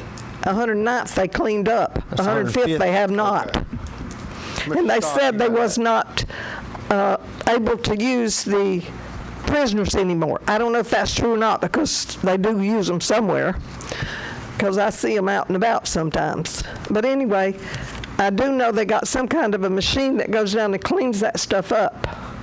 And I please wish y'all would do it. And Mr. Perkins, I won't bite you, honest. Commissioner Perkins. But he doesn't call back. So I thought about calling for that. Mr. Mobley again, but I said, well, he told me to call that fella, so I tried to do what I was told. Thank y'all for your help, and I hope you'll do it. He's got something for you. I'm sorry that I didn't call you back. I'm not aware that you're calling me, but which number you called me on? I don't remember the number right off, but I called you 2 or 3 times and left for it, and it did say. Off the internet. Huh? That's county phone. Oh. County phone. No. She called my house number. Oh. It's 364-4439. Yeah, that no one ought to answer that number. Really? Yeah. You know, since it's like the gentleman said earlier. Please leave the correct number. Everybody use cell phone, but if you had called my cell, the county cell phone, or my personal cell phone, I would answer. Those kids have the phone at the home in the office there. I don't very seldom use that phone when my wife is not there anymore. My wife passed, so no one goes to use the landline. But I will give you my cell number, and you have my cell number to call me on my cell. Well, that'd be nice if you would. Yes, and he's going to fix 105th. Yes, ma'am. And I will. Thank you. I appreciate that very much. I assure you what I would be there to check out your we got problem. a lot more people lives down there than there used to be. He's going to bring Mr. Fleming with him, and they're going to get it fixed. So, no, he's afraid of dogs, you know. But okay. But anyway, yes, ma'am. I see what happened. But anyway, I will answer if you call me. Okay. But I will come out and all right, please give me the correct number. I will. Thank y'all. Be sure. Thank you. If you're here after the meeting, maybe y'all can exchange correct contact information if y'all here at the end. Or Mr. Fleming can get your number. Mr. Fleming's going to get your number. Yeah. Anyone else from the public? Okay, welcome. Name and address when you get there, please, sir. My name is Kenny Bryant. I live at 5634 155th Drive. And this is to a couple of you. I don't, Mr. Hill ain't here tonight. I wish he was. But Mr. Travis, I want to ask you a question. The man a while ago from Laurelville asked you to come out and look at his property. And all you want to do is point finger to somebody else to go look at it. Mr. Perkins, I know I've called you several times on behalf of her road. She's called you and left a message. And again, you was asked to come out, and y'all won't come out and see this stuff. Okay? Now, down her road, I'm going to tell you, I drive down it every day. I got a brand new truck. The limbs are so low that it scratched my truck. I got a pothole out there that big that you can't help but hit. And I'm going to basically have to put tires at the front end on it. And it's because you won't do nothing about it. I want to know why y'all don't get off and go see things when people ask you. Wait a minute. I ain't through. Okay? I called Mr. Hale last week because they got a washout on my road and said, please come out and drive down it. Well, you know what? It was fixed that afternoon. My question is to every one of you, when you got a resident here, ask you to come out, y'all need to come out personally and look at the situation. Don't point fingers at somebody else to get it done. Mr. Bryant, I can't address any other district but mine, but I know. You missed a comment where I told Mr. Snipes this is the first time I'd heard about that. I understand that. And he asked you to come out. I didn't interrupt you. Don't interrupt me. Okay. So what you didn't hear is I said your brother has my cell phone number. I've been to his brother's house. All those Snipeses live right there together. I know his brother very well. He's called me multiple times, and I went straight to his house and addressed his concerns. So if you don't know what you're talking about, don't come up here and accuse me of not going to see my constituents. That's the first time I heard about it. No, I ain't done. Go ahead. So I will be out there. I will meet with Mr. Snipes. He knows that I have met with his brother. His brother's called me and had an issue. I went straight to him within 24 hours. We got it handled. That's good. So give me the same courtesy, or at least benefit of the doubt, please, sir. Well, if I had an issue in your district, I'll be calling you. Fair enough. Because I do travel. Well, you just accused me of not helping my people, so I want to take up for myself. I say it personally. I'm saying that y'all need, when somebody calls, you need to come out and see the situation personally. You know, because let me just say, for instance, for an example, I'll talk real quick. I run the road grader, okay? Somebody calls you, you call me to go fix it. You need to see it personally. She's right. When them road graders, in every road, my road included, they just skim it. If there's a big hole out there, the loose sand goes in there, and the wind will blow it out. And the next day, you still got a big hole in it. So that's what I'm asking y'all. When you got a problem, go see for it yourself. Yes, sir. Have you got a fairly new car? All of y'all? Drive down the road out there. I got you. You'll shake your teeth out. Chairman. I understand. Commissioner Perkins. Mr. Bryant, I just stated that the number she called when you got off the internet, that number, I don't use that number regularly. Okay. But if you call my cell numbers, I do answer. My constituents, I do go out there personally, go to their houses to access their problems. So don't accuse me about not going. I do go out there too. When I get a call, I will go there. And I just come over here at the start of this meeting, shook y'all hand right there. You should have either told me this then, but you didn't. You waited now to blast out here on me now to tell me that I don't answer call, I don't come out to your property, I don't do this or don't do that. That's not right. I will come out. I do come out. I do go out and see my constituents. I do go out in the other district. I work not just only in my district, but every district I help out of. And these guys are the same. They don't just work in one district. They get a call, they will help in any district. So when you call me, if you call me and I get the message by calling my cell numbers, I will come out and respond to you. Okay. Now, can you change it on the internet so we get the right number? No, I'm going to give you my number. Okay. So you have my number, so you can call me there. Okay. Let me say this. Anytime you or anybody else having a problem, you're free to call the county offices. Okay. And the county will give you our numbers and these commissioners to call them. Okay. Well, I want to say y'all been doing a good job, but y'all are not perfect. I ain't either. So we're human. There's I know one perfect but person. I just want to let y'all know. So So I appreciate it. yes, sir. Anybody else from the public wishing to speak? I'm going to close public comment. All right. Now that we got that handled. The next item on the agenda is proclamations and presentations. Number 2 was Miss Jennifer. She had done hers. Number 3 is presentation by Suwannee Valley Electric Cooperative. Mr. Michael, there he is. I didn't even see you sitting back there. Welcome, sir. I think Caitlin had called and wanted to do a brief update on our fiber project, and so she sent me instead of her. I'm not sure how that worked out, but anyway, she's a lot cuter than you. You could have sent her. I understand. But I do want to thank you for your time. I want to take an opportunity very quickly to provide you an update on Suwannee Valley Electric's fiber project. Initially, when we started this project, we were looking to build a fiber optic network that would improve electric service. We started something called FLISR, which is Fault Location Isolation Service Restoration Project, several years ago, which gives us the ability to remotely control devices. And the idea behind that is we can take large outages, make them smaller, and restore them quicker without human intervention. And so we started that process and realized it works a whole lot better if it's connected with fiber. And so that was primarily the reason we looked at this. But as we began to explore that project and began to look around and at the incessant nagging of Jimmy Norris, we began to realize that we could use any excess fiber to provide fiber to the home to our county. So it was a dual purpose investment, and that's what we're doing today. So we currently have 27 out of 42 zones that are open for fiber service. As a young lady said earlier, I think as we partnered with the LTPT for Suwannee County, I think you got it right, because I think we're doing a good job, and soon hope to have right now, we're at 72.8% of every electric meter that we serve has access to fiber internet service. Hopefully, by the end of first quarter of 26, that will be 100%. So that's pretty amazing when you think about our rural community, that every house has access to 100 by 100 minimum service. The FCC classifies broadband as 100 down, 20 up. Every service that we have is a minimum 100 up, 100 down. So up to 2 gig service. So, when you can live on a dirt road in the middle of nowhere and have 2 gig internet service, it's pretty nice. So we're proud to be able to do that for our community, and just wanted to come give you guys an update of where we are. And I left you a brochure that's got all the future dates, so I know people ask you when we're coming to the next area, so hopefully that'll help you answer any questions. And I'll be quiet unless y'all have a question for me. Any commissioners have anything for Mr. McWater? I just tell you, I signed up for it, and you put it in, and it works great. Awesome. Same here. I appreciate it, and I think that I think a lot of our Suwannee County citizens are also appreciative of this fiber in those rural areas for sure, certain.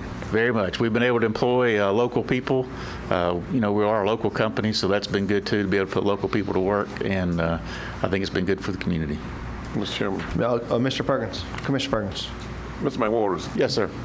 We're just talking about this radiation and all that stuff. Are you hearing any complaints about those meters having radiation, and how are y'all addressing that? We've had very few complaints. I know we had one gentleman that came here and complained to you guys. We have resolved his issue. So if someone has a problem, if they'll call us, we can work it out with them. If I had that problem come up with a couple of people that were building their homes, and they didn't want to have a meter on how they say that the meter, they want to put on a pole and not on the house because of the radiation. So I thank you for that. Yes, sir. Yeah. No problem. Yeah. Thank you, sir. Anything else? Anything else, guys? Thank you. All right, Thanks. Thank you. We appreciate what y'all are doing. Thank you very much. Next item on the agenda is item number 4, presentation by Enterprise Fleet Management. Ms. Jean Ford? Where's Brenda Flanagan? It's going to be Jean. Okay. I just wanted to give you guys a heads up. So we asked Jean to come and provide information to you, to give you an option. Basically, we have an aging fleet, and we're going to have to put some money towards it. And so this is just one of the options. So he's going to provide information to you about leasing, and then we can kind of work through that. He'll have a short presentation. If you have questions afterwards, he'll be glad to answer those. Okay. Welcome, sir. Good evening. Thank you. Good evening. Appreciate sir. the invite. Thank you, Ms. Flanagan. And the keyword was short, so I'm going to try to keep this very concise, very high level, and open it up to any questions that you guys may have for me. Over the last several months, I've had the privilege to work with your leadership team and get some information to find out whether Enterprise would be a good fit for Suwannee County. And by the way, my name is Gene Borders. I'm with Enterprise Fleet Management. We're based out of Jacksonville, Florida. We handle Ocala all the way up to Tallahassee, this area here in northern Florida, all the way into southern Georgia. I personally live in Waycross, Georgia, but my office is based in Tallahassee.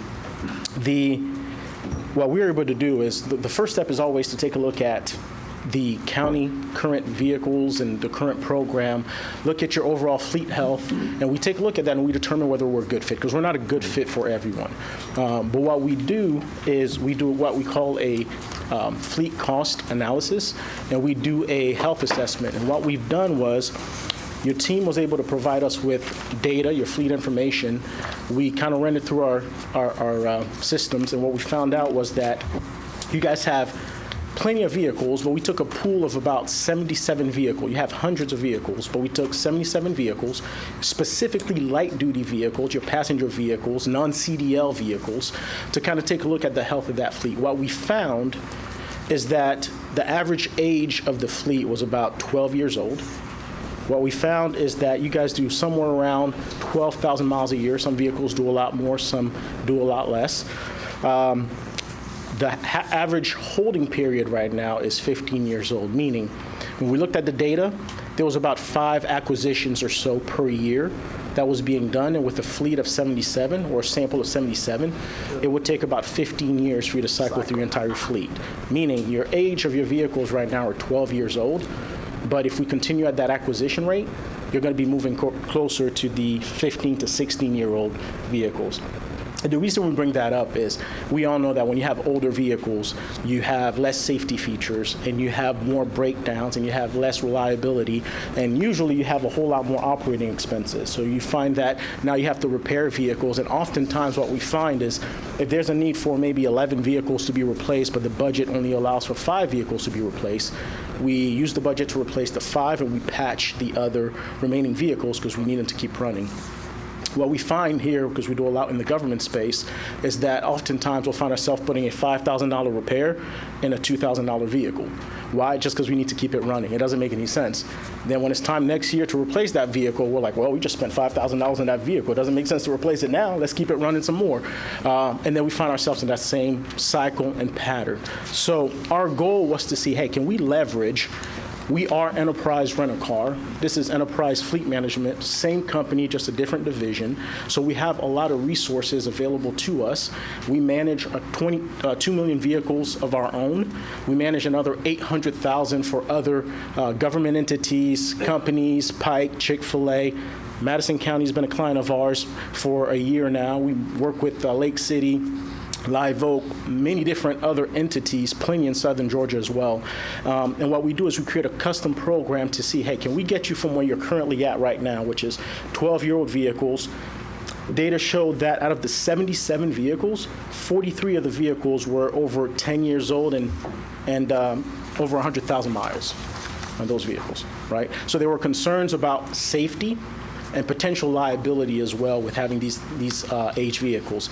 Many of your vehicles don't have backup camera. Many of your vehicles even predate like electronic stability control in the vehicles, which was made standard in 2012. What we found is out of the 77, 25 vehicles were over 20 years old.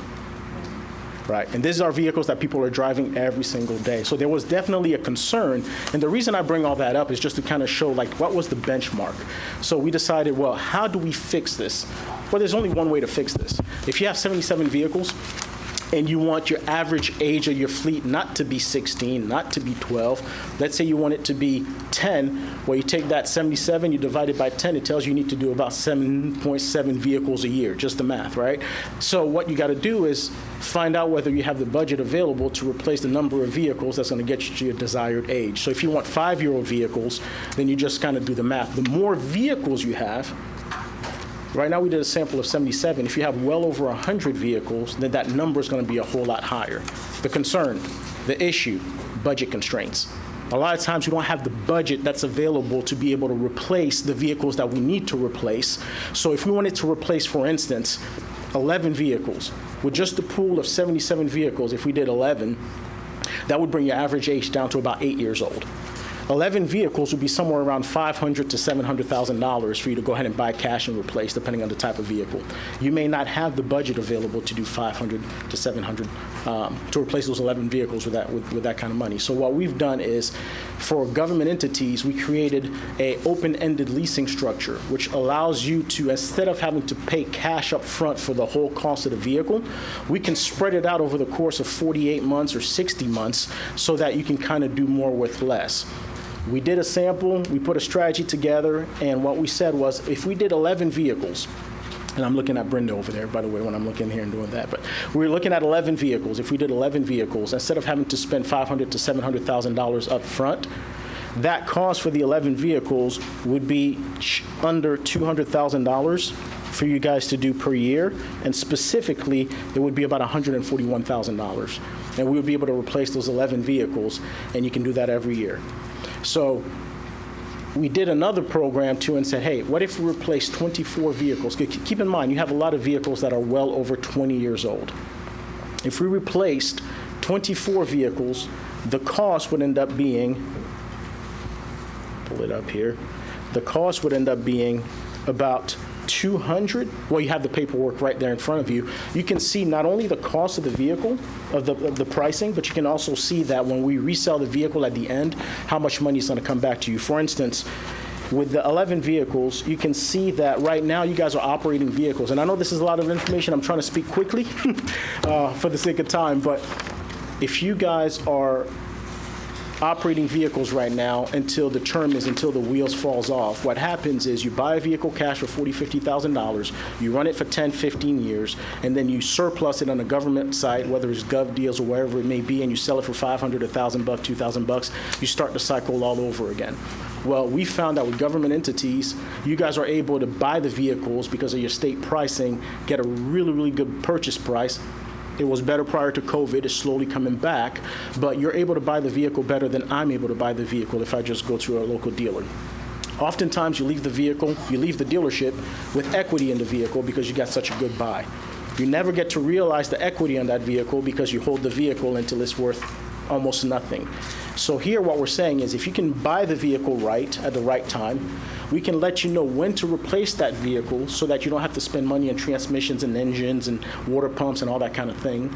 And then you can cycle the vehicle out when it's much younger, where maybe it's 5 or 6 years old, and instead of getting $500 at the end of its life, you're getting $10,000, $15,000, $20,000 for the vehicle. You can take that money and put it back into the program. So the goal is buy right, keep it for the right amount of time, and sell it for a gain at the end that you can then reinvest into the program. So we created that, and the goal is to see if we can pilot a program here for Suwannee County so that we can kind of hit the reset button, get your fleet back in a healthy place so you don't have your folks driving in 20-year-old vehicles or vehicles that don't have the safety features, and try to do it where it doesn't cost you more than you've been spending historically from a budget standpoint. So create a program that fits within your budget but also allows you to operate newer, more reliable vehicles. So that was a mouthful. I'm going to stop here and pause and open it up to any questions that you may have. And by the way, one last thing actually.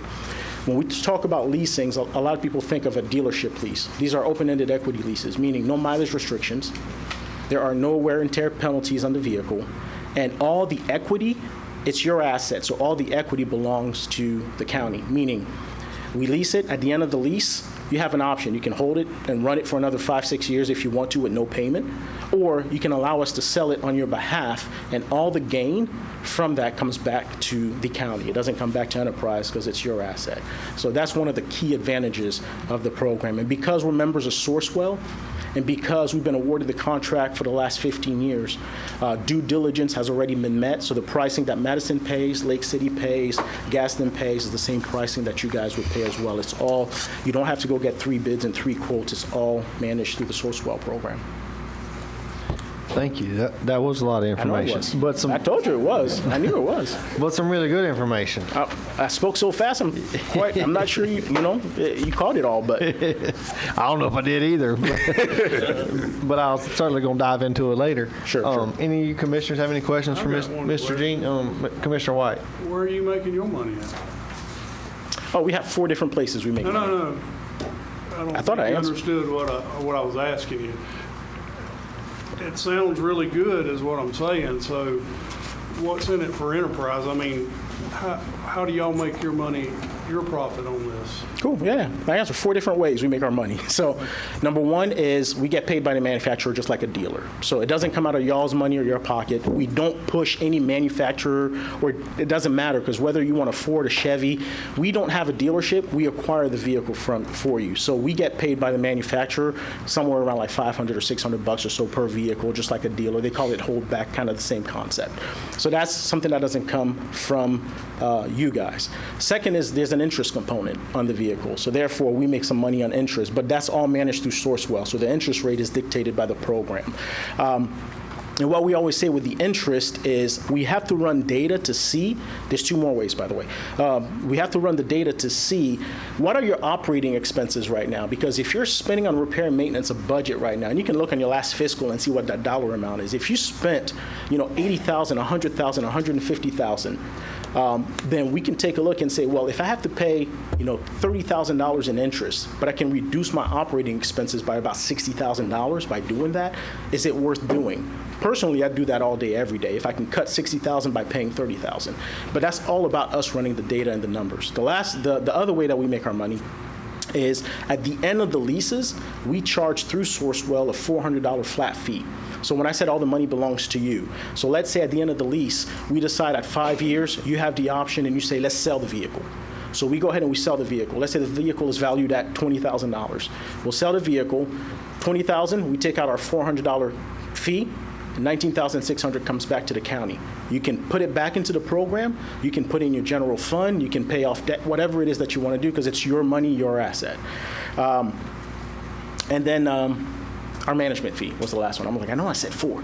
So the fourth thing is our management fee. That's included in the leases. It's somewhere around $30, $40 per vehicle per month, but it's not on vehicles that you guys currently own. So for instance, if we started with 10 vehicles, so the lease price would include the management fee for those 10, but we would still manage the other 100 vehicles for you at no cost. So it's only on the leased vehicles that we do that. And the reason we do that is we're not a dealer. We are a fleet management company, meaning we work with your team closely. I have 2 counterparts, and you have access to us, our cell phone numbers and everything else. I feel like I want to make a joke about cell phones, but I don't want to do that right now because I feel like it may be a little bit. I felt like the timing was just about right, but I'm not going to do that. But the darn it. See, lost my train of thought. So I have 2 counterparts, and with what they do is they meet with you regularly. You have their cell phone numbers and everything else. And our goal is to look at the market, and if you have F-150s, we can tell you, okay, well, right now you've had this F-150 for 2 years. Right now, especially around COVID, we saw where vehicle prices skyrocketed on used cars, right, because of lack of availability. We can say, hey, right now the market says you can sell the vehicle, and you can get this much for the vehicle. You've paid this much for the vehicle. You'll net out at about this much. Do you want to sell the vehicle? And we'll actively manage the vehicles to try to help lower your total cost of ownership. Another thing with the management fee is, because I mentioned we have 2 million vehicles in our fleet, it wasn't to brag or to flex about Enterprise. Heck, I don't own the company, so I can't really flex about it. At the end of the day, the reason I mention all those vehicles is because we have so much data. So in the state of Florida, we probably have 100,000 F-150s. The Orlando airport at its peak had 30,000 vehicles, just the Orlando airport by itself, right, with Disney and everything else. So the reason I mention that is if we have 100,000 F-150s, we know when a water pump's typically going to go. We know when a transmission's typically going to go. And we'll come and bring that data to you and say, hey, by the way, on that F-150 that you love and you don't want to get rid of, around 120,000 miles, that's kind of the sweet spot. But we're not decision makers, we're consultants. So we say, what do you think? And if you say, yeah, it makes sense, let's go, we sell it on your behalf. If you say, you know what, I want to keep it for another year, you can hold on to it for another year. So I hope I answered your question and also shed some light on what you shared. Gene, tell them if they're locked in. Tell them what? If they're locked in. Locked into the agreement? Yeah, so I'm going to try to answer this and tell me if I missed something, okay? So the good thing about Enterprise is we make it easy for y'all to partner with us, and we make it easy for y'all to decide to leave Enterprise if you want to. The other thing I tell people is leverage Enterprise, meaning if the goal is for you guys not to lease and you want to own vehicles, but right now your health, the fleet health is so bad, you don't have the capital, to really make that impact and make that difference to restore it, then let's go ahead and leverage enterprise, leverage leasing, let's get the fleet to where it needs to be, and then once you're there, you can go ahead and pivot back to owning vehicles if you wanted to and just pay cash and do stuff, but just leverage us for the time being to just get your fleet health where it needs to be. Now, let's say after a year, you're on the program with us and you decide, we did 10 vehicles, and the program, Gene was here, he said all the good things and it sounded too good to be true, and it didn't really work out. Well, then after the year, you can just say, we're no longer buying vehicles through enterprise. You're not locked in. You can go ahead and go back to the dealer and buy vehicles the way you always bought vehicles, and then now you still have 10 vehicles that are leased. You have a couple options. You can continue to let the lease run out, and after the 4 years, it's done. Enterprise sells them for you, and then you get the cash. Or if we really made you guys upset for whatever reason, and you're like, after the 1 year, I just want to be done, you can just pay the money. Just pay, either have us sell the vehicle immediately at year 1 for you, and then you get the cash, or you can just kind of pay off the vehicle like you have and kind of be done with it. So it makes it really easy. We earn our business year after year. Nothing in the contract has a time commitment, and nothing in the contract has a minimum. You don't have to do X number of vehicles. You can do 1 this year, none next year. The problem is there won't be an impact on your fleet health. But there are no minimums and no minimum terms of contract as well. Mr. Chairman, just so I'm clear, it's $30 a month per vehicle. Interest, a $400 fee when you sell the vehicle. What else was it? The other one is the dealer. The dealer pays Dealer us. fee. So that doesn't even. that doesn't come correct, correct. And we buy the vehicles off the state contract. Yeah, so you actually do better. And the reason I say that is we always tell government entities we can't help you buy better because you have a great deal. If we go to a dealer and acquire the vehicle for you because you need the vehicle today, total loss, growth, new employee, whatever it may be, then we'll go to the dealer, it will be the same pricing for sure. But we always recommend if we can proactively plan, which is the fleet management part, let's order it directly from Ford, let's order it directly from Chevy because you get to bypass dealer fees. And you save anywhere from $1,500 to $3,000 per vehicle because you don't buy options that you don't need. The dealer selects options and brings it on the lot, and you buy whatever options they usually have on there, and you don't have to worry about the dealer fees. Now, with that said, there may be a dealer here in the audience. What I'm going to share is that, joke didn't land, it's okay. So what I'm going to share, though, is that we also have many dealers in our network, so we don't avoid dealer and go straight to the manufacturer. We understand we have some counties and cities that are all about dealer relationships and everything else. So if we want to acquire from the dealer, we can just acquire straight from the dealer. But our goal as a fleet management company and as a consultant is to present both prices to you. Here's the dealer price, and here's the price if we go directly to the manufacturer, and then y'all make the decision as to which way you guys want to go. But for us, we can really go either way. But yes, those are the four ways that we get paid. Appreciate that. No, you're welcome. Transparency, full transparency. That's right. Any other questions for Mr. Jean? Thank you. Appreciate it. That's a lot of information. I'm sure that the board will digest this and be in contact with Ms. Brenda. Sounds good. Really appreciate the time. Thank you very much. Yes, sir. Thank you for coming. And drive safe back to Ware County. Thank you. Will do. Where were we at? Consent agenda. We are going to pull number 5 off of the consent agenda and number 14. Number 14. Any other? Y'all need to pull anything else? Any other board members need to pull any other? It's just for clarification. Okay, do I have a motion to approve, which would be items 6 through 13 and 15 through 20? Motion to approve. Have a motion to approve those items by Commissioner Perkins. Second. Second by Commissioner White. All in favor? Aye. All opposed, same sign. Motion carries 4-0. On item number 5, the approval of payment of processed invoices, I have to abstain from that. I'm employed at Harry T. Reid Funeral Home in Jasper, in which my father-in-law owns. There's a check to Harry T. Reid Funeral Home in which we did a removal of a deceased person at the request of the family. That's another one of those indigent, where Suwannee County pays a minimum fee for those that don't have the funds to do that themselves. So I'm abstaining from that vote due to my relationship to my father-in-law and his business. That's all I got. Y'all can still approve it or deny it, but I can't vote. Motion to approve, Mr. Chairman. A motion to approve. Second. Item number 5. Item number 5 by Commissioner White, had a second by Commissioner Perkins. Yes. All in favor, aye. Aye. All opposed, same sign. Motion carries 3-0. Number 14, that one's mine. I just want to clarify on the record with Mr. Morrison. Yes, sir. We've had lengthy discussion about the vacant land fire assessment on residential property. I have read this legal jargon with a microscope and a magnifying glass. I can't find anywhere in here that vacant land fire on homesteads would be added. I just want to ask the lawyer if I could not understand that. That is being removed, right? The vacant land fire on residential property where the residential fire assessment is already there. I mean, and this is all preliminary, but I just want to make sure that we get it right going start to finish. 100%, Mr. Chairman. The term vacant land assessment isn't part of the resolution, but it does say that anything that, any piece of land which is assessed for a residential assessment can't have any other assessment on it. So that'll solve the problem. That's the way I read it, but I wanted to hear it from the professional. Yes, sir. So, any other questions in regards to item number 14? No.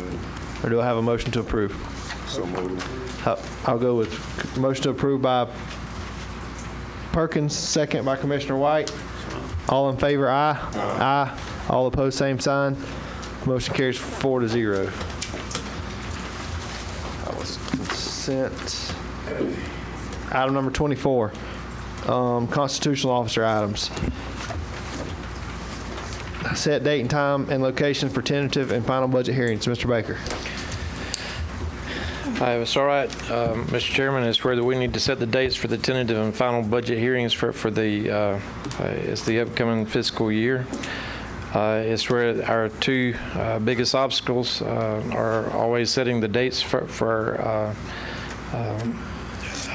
this, and our newspaper only has distribution once a week, and so it's where we also have to work with the school because the school has priority in setting their dates first. So it's where that being said, that the tentative, we are proposing the tentative budget hearing for Thursday, September 4th at 5:05 here in the Judicial Annex. And we're proposing the final budget hearing for Monday, September 22nd at 5:05 here in the Judicial Annex. So September 4th? Yes, sir. At 5? At 5:05, yes, sir.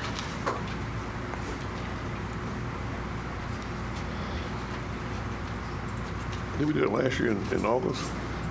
This is a workshop. Okay. It'd be a Thursday and a Monday.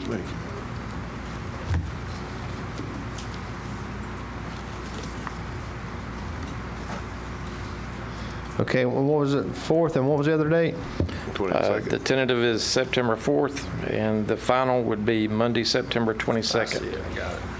Okay. 5:05 here in the Judicial. You need a motion? I do. Anybody have any questions from Mr. Baker? Or do I have a motion to approve? So moved. Have a motion by Commissioner, who did I do first last time? I did Perkins. I'll do motion approved by Commissioner White, second by Commissioner Perkins. All in favor, aye. Aye. All opposed, same sign. Motion carries 4-0. Mr. Baker, I think you got the next agenda item 2. I do. That's item number 25. Consider the request to set the proposed not to exceed millage rate for the 2025-2026 fiscal year. Mr. Barry Baker. Okay, it's also that time of the year that we have to set the proposed millage rate for the upcoming 25-26 fiscal year. It may seem a little foreign that we would have to set our proposed millage rate prior to the budget hearings, but that's the way that the process is devised. It's where this upcoming year is going to be a very tight year with our state revenues being flat and our insurance, among other things, going up somewhat. So we're in a situation where we don't have all the budget data from the state due to the state's budget being approved so late.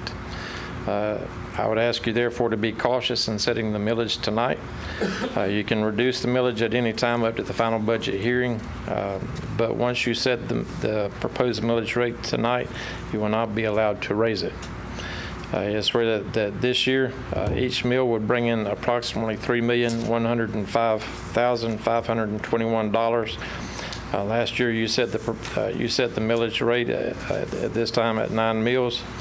The rollback this year, the rollback rate is 8.3567 mills.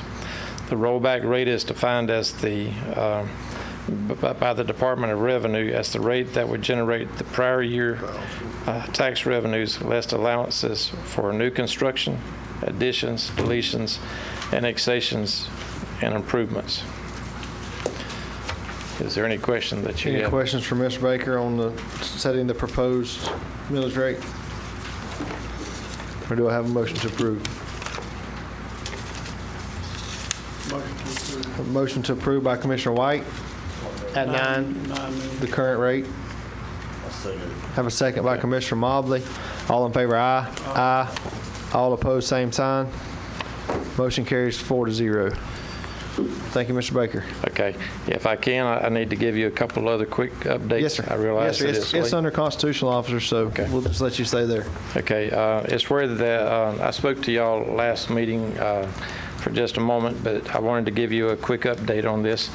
The official records, our software conversion that we've been doing, is where that our software, or our previous software, we were having some issues with it, and it's where there were some security concerns from our side, and so it's where that we have moved to this other program. It's where the other program is in place, but we had to hire a third party to also help us migrate all the records over, because we had records going back to 1858, and but a lot of we are going back to 1970, I think it is, yeah. It'd be right around that time with all of our records as they currently are digitized. So we are trying to bring those over.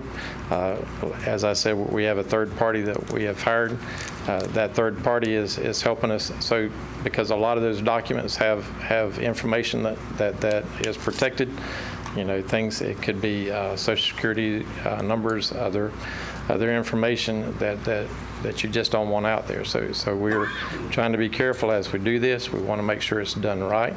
And so I know that part, anytime that you go to a new system, it sometimes can cause issues as far as anxiety with people that they use the programs. We are working on it. Our team is working on it very closely with the other two parties, and so just wanted to give you an update on that as well. The other thing is our office has recently did an update to our new fraud alert system. We had a system in place that the commission board before you had came to us and asked if we would take and look at this. We had a system in place. It was I used to have a Pinto, so I would tell you it was an old Pinto model. I believe I'd have told that, but go ahead. But this one here is a lot better process. It's not Cadillac, but it is a lot better process. It will help you to take and be able to file if you need to have it so that you can track your property.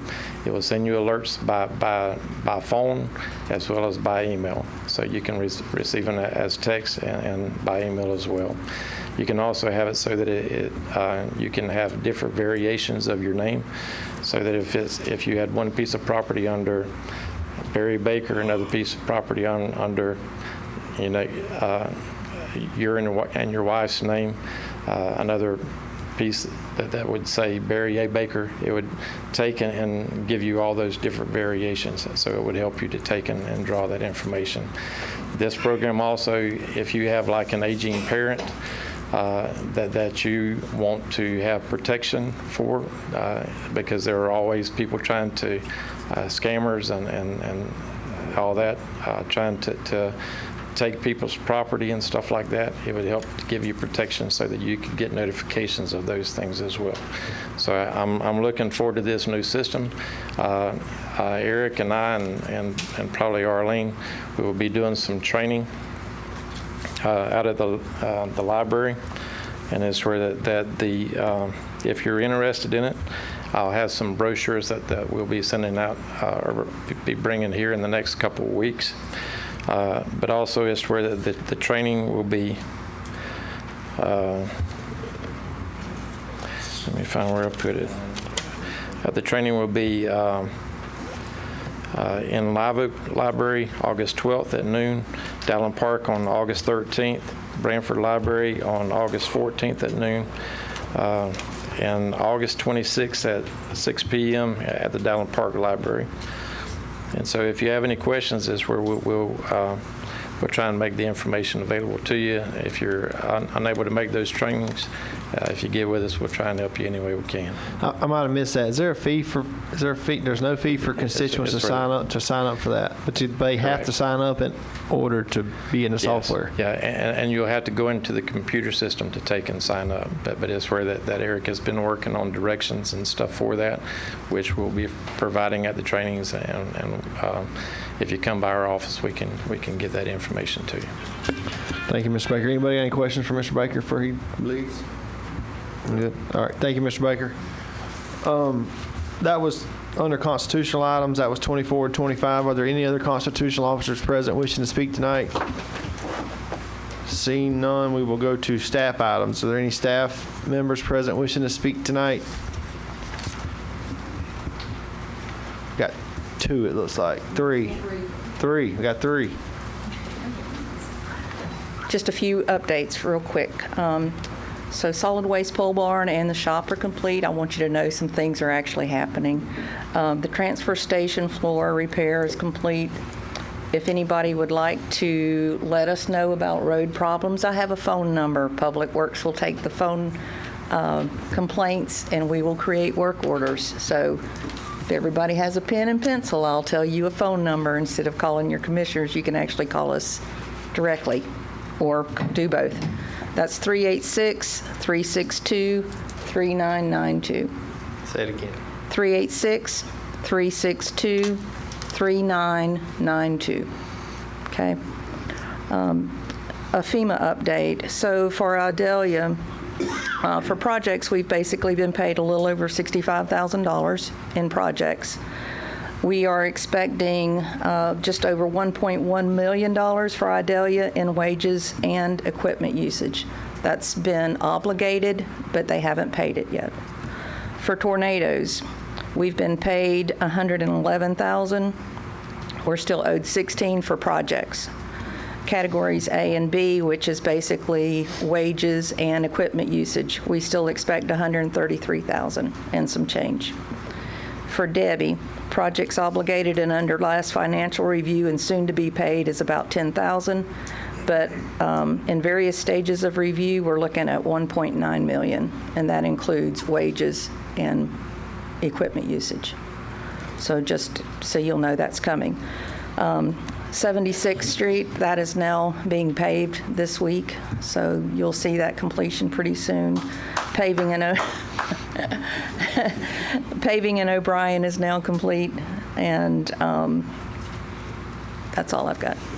Any questions? Mr. Chairman, Ms. Brenda, while you're there, we were working on the Mower Max thing. I finally got a hold of that guy today. Yes. And so did you ever get a hold of Jackson County? Yes. No one was able to tell me about any type of grants. They were supportive of their decision, their past decision to use those, along with several other counties, but everybody that I've talked to has had to pay for it out of their budget. Well, I just want to bring it up, Mr. Chairman, because I was supposed to send an email to notify what the decision was on that. And I finally just got to talk to the guy today, so I'm just going to bring it up at the meeting if that's all right. And from what I've discussed with other people and him, I don't think we need an extended warranty because he said about 80% of the problems are operator errors. It's not a machine error. Correct. So he doesn't recommend, which is what you said, to buy the warranty. So that's kind of where I'm at too. Okay, so we'll go ahead and move forward with an agreement. He still needs to send the email because that's how it was approved. Okay, I can do that. All right. I'm just going to let you know, though, that's. Thank you very much. Thank you, Ms. Flanagan. Ms. Brandon. Ms. Brandon, Commissioner Perkins got a question. I just want to, since I do appreciate all your hard work you're doing on the roads, you know, that most of my district is in the city. And I spoke with those down at City Hall. So I wanted to be able, if we could, to be able to get together somewhere there. There's some roads that need to be repaired in the city. And I spoke with Mr. Scott some time ago about some things in the city. But I do need some help. They're willing to work with us, see if we can work together to combat these problems that we have in the city, some roads that need repaired. Okay. So I'm going to have to get with you, and we'll see if we can come up with some type of resolve for some of the issues, or we can work together to get those issues repaired. Yes, sir. Thank you, ma'am. Anybody else? Nope. All right, any other staff? Mine will be real quick. Local mitigation strategy plan is up for renewal, so I just want to read something to the public so they know that they can come by and give feedback to the plan. So the purpose of the mitigation plan is to provide a framework for Suwannee County by planning for risk and setting a strategy for action. The county can reduce the negative impacts of future disasters. One of the requirements for the LMS plan is to give the public, which is Suwannee County citizens, an opportunity to provide feedback for the plan. So the LMS plan is a large digital file, so we're asking if any of the concerned citizens or interested citizens want to come by the EOC between the 16th and 18th. You can view it. You can contact me by email and I can send it to you or try to send it to you. Or we have the lady who's helping us, Gail Leak, that you can email. You can also call the EOC for information. So we are going to turn it in on Monday. So if anybody wants to come, just look at it and see if they can want to give any input, they're welcome. Okay. And it's also on our Facebook page, all the information. Any questions for Ms. Choi? Thank you. We good? Thank you for that public announcement. It's not a doghouse. Okay, so most people know that 4-H you learn by doing, and I just wanted to give you a little update on our summer. We've had 7 camps this year. All of them are hands-on in some way. This is from our bug camp that they learned about integrated pest management. They built bluebird houses. If you don't know, bluebirds eat a lot of harmful agricultural pests, which is why you'll see them a lot of times on farms. So each child built their own box. They did the cutting, they did the measuring. Well, they did the measuring first, twice, and then they did the cutting, and then they put them together. And then they learned how to install them. So believe it or not, out of the 15 kids that were there, none of them had ever used a power tool before. None. So I don't know who's going to build our houses in the future. Maybe our bug builders will. But so just want to give you an update on that and let you know about some upcoming programs. We're doing Canine and Clovers Camp next week, which is our last camp, and that's going to focus on responsible dog ownership. And then for you farmer guys out there, the Corn Field Day is July 17th. And then on July 21st, we have a canning, refrigerator, jelly class. And then very importantly, on the 23rd and 24th, we have Safe Staff. So if you eat at the restaurant, you'll be happy to know they've taken this training. The food is safe to eat. So it is covered by the state statute. It's a mandate. We also have a fall prevention class on the 24th at the Live Oak Library. We have a beekeeping 101 coming up on the next Thursday, not this Thursday, a week from Thursday. And home buyer education class starting in August. And let's see here.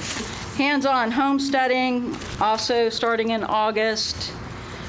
Core pesticide test prep exam August 28th. and private applicator ag row crop pesticide exam September 4th. So get any questions, tell them to call us. Thank you for your time. Have a good evening. Thank you very much. My birdhouse. Good job. You gonna leave? Build that one? Pardon me? Did you build that one? No, sir, mine would have been better.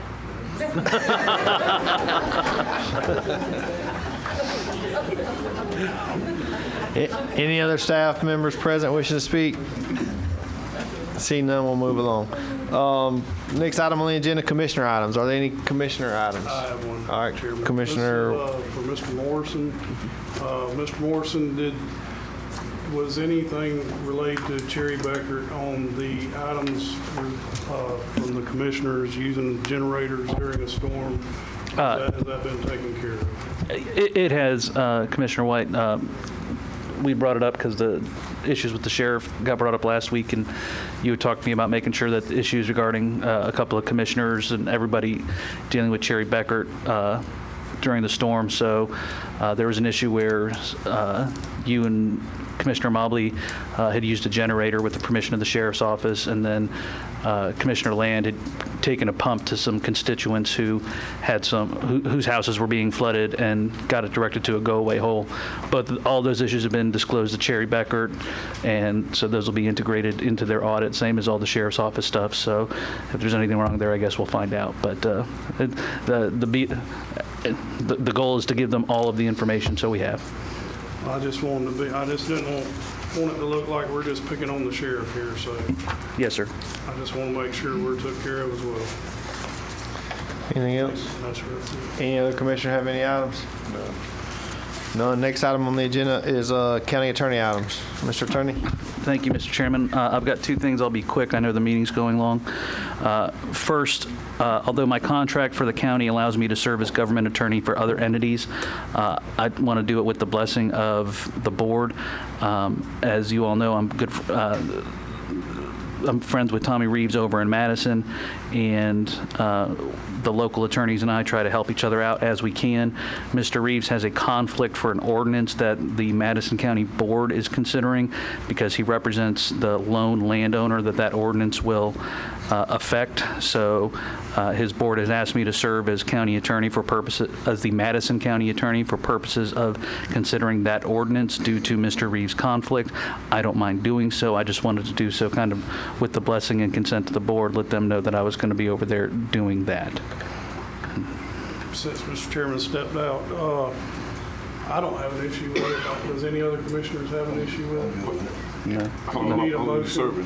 No, sir. I just want to. It's literally just for consideration of the one thing, and quite frankly, I'm doing a favor for them. So when I have a conflict over here, Mr. Reeves can come over here and do the same for us. Absolutely. No problem. You have the blessings. Yeah. So secondly is, as you all know, there was a piece of property that is located in the Catalyst site that was sold by the county to Roxxon. That Roxxon managed to get a mortgage on that property. That mortgage has now been foreclosed on. That real property has a clawback provision which says essentially that if the vertical construction hasn't started by a date certain, which is now passed, that the county has the right to go and ask them to, it's a clawback provision saying, give it back to us. Now, the enforceability and the wording of it hasn't been tested, so, I'm not quite sure where this roll of the dice will land, but my question for you guys is, do we want to move forward?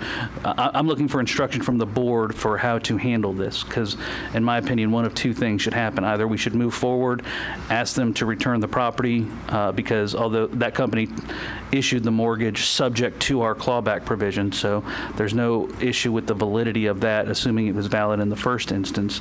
Or alternatively, we need to abandon our claim and issue a quitclaim deed to the current real property owner, because in speaking with Mr. Norris, the goal out there in the Catalyst site is for development, and if we have this title defect, that's going to impede anybody's putting that real property to use.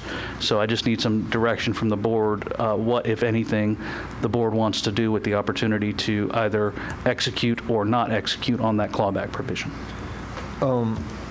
I think we put those clawbacks in there for a reason, and I would think that we should at least try to exercise that to see how strong they are on obtaining the property back. I mean, we did a economic development deal with the company. I don't know if they filed bankruptcy or you know, what happened in their deal. They were a fuel blending type facility, and I know that industry has taken a hit, but nonetheless, that's neither here nor there. But we did it for development and vertical construction and jobs and ad valorem and all that good stuff. So I think that we need to exercise any clauses that are in there to try to obtain the property back so that we have control of the destiny of that property, just like we did the first time. So I'm just one of 4 here tonight, but I think that if the clauses are in there, then we need to try to exercise those to get that property back and get some vertical construction back out there. That's just my 2 cents, but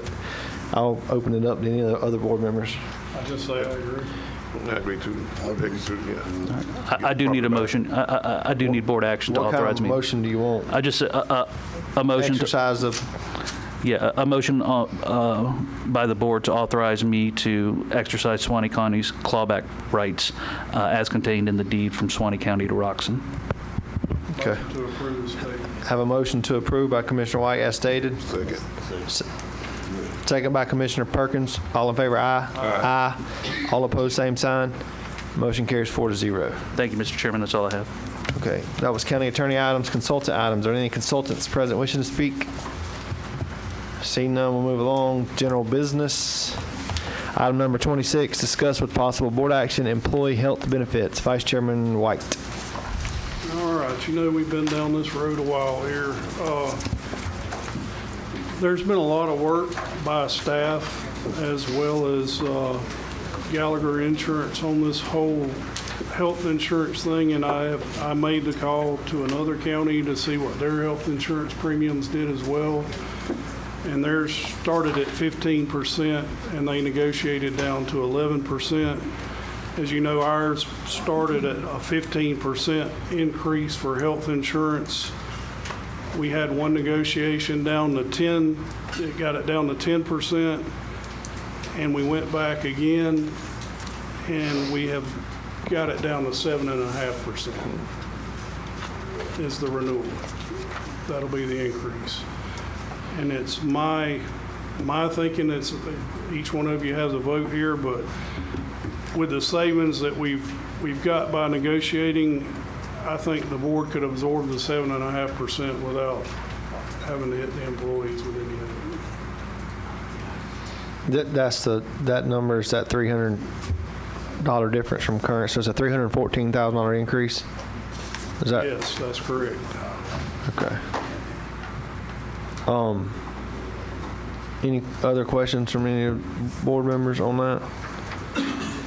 I mean, Commissioner White, number one, thank you for heading this up. You're on the insurance committee as well as other staff members at the county, but this is a lot of numbers and a lot of work and a lot of back and forth, so I appreciate your efforts on that. And I don't remember what meeting we talked about it. Was it the last one or the one before that one? But, I mean, I think our board in its entirety wants to minimize the amount that the employees have to pay, if any at all, preferably keep that at 0. So any negotiations to keep our premium as low as possible that the county pays is a win for them. And I just, for the public's sake, there was a lot of back and forth on this. There's a lot of different plans looked at, different deductibles. I mean, it's been all over the place several times.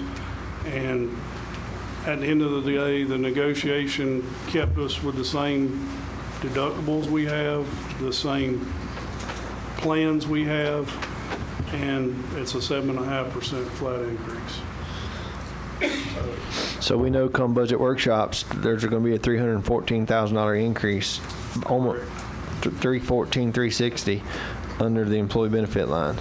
That's correct. Right. Yes, sir. I don't know if we need to vote on this or it's just for information. I'm not sure. I would think you need to vote, Mr. Chairman, and I would like to just add just one comment. again, I echo, the gratitude of Mr. White's efforts in negotiating. He did the bulk of the lift. Appreciate Gallagher coming to the table too, and also Blue Cross. But the thing we have to remember is we need to have healthy employees. That's why the rates went up so much, is because of the claims history. So just understand that we got to help our employees be as safe and as healthy as they can. But this could come back again if the employees don't heed taking care of themselves. So I'll just hush and just again thank you, Vice Chairman. Thank you, Mr. Scott. Any questions or comments from Commissioner Perkins, Commissioner Mobley? No, I just think that thank Mr. White for working hard to get it down to where it is at, to be able to get the insurance for the employees. And like Mr. Scott said, I guess we have to work on something for getting safety-wise to get less injuries, so we can maybe negotiate even more. But thankfully they did get it down to 7%. I know that's going to be a lot to be able to get up into this budget, $314,000 or something there. But at this day and time, we got to have insurance. We need that. So, and insurance is high for all of us. So thankfully they were able to negotiate to this point here. So hats off and kudos to him.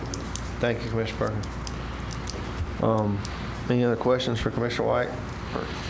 I just want to thank the staff. They worked on it a lot more than I did, and Mr. J.D. Curl and Tyson, I had them do quite a few spreadsheets, so they've looked at numbers till their eyes are crossed, so I assure you it was thoroughly covered.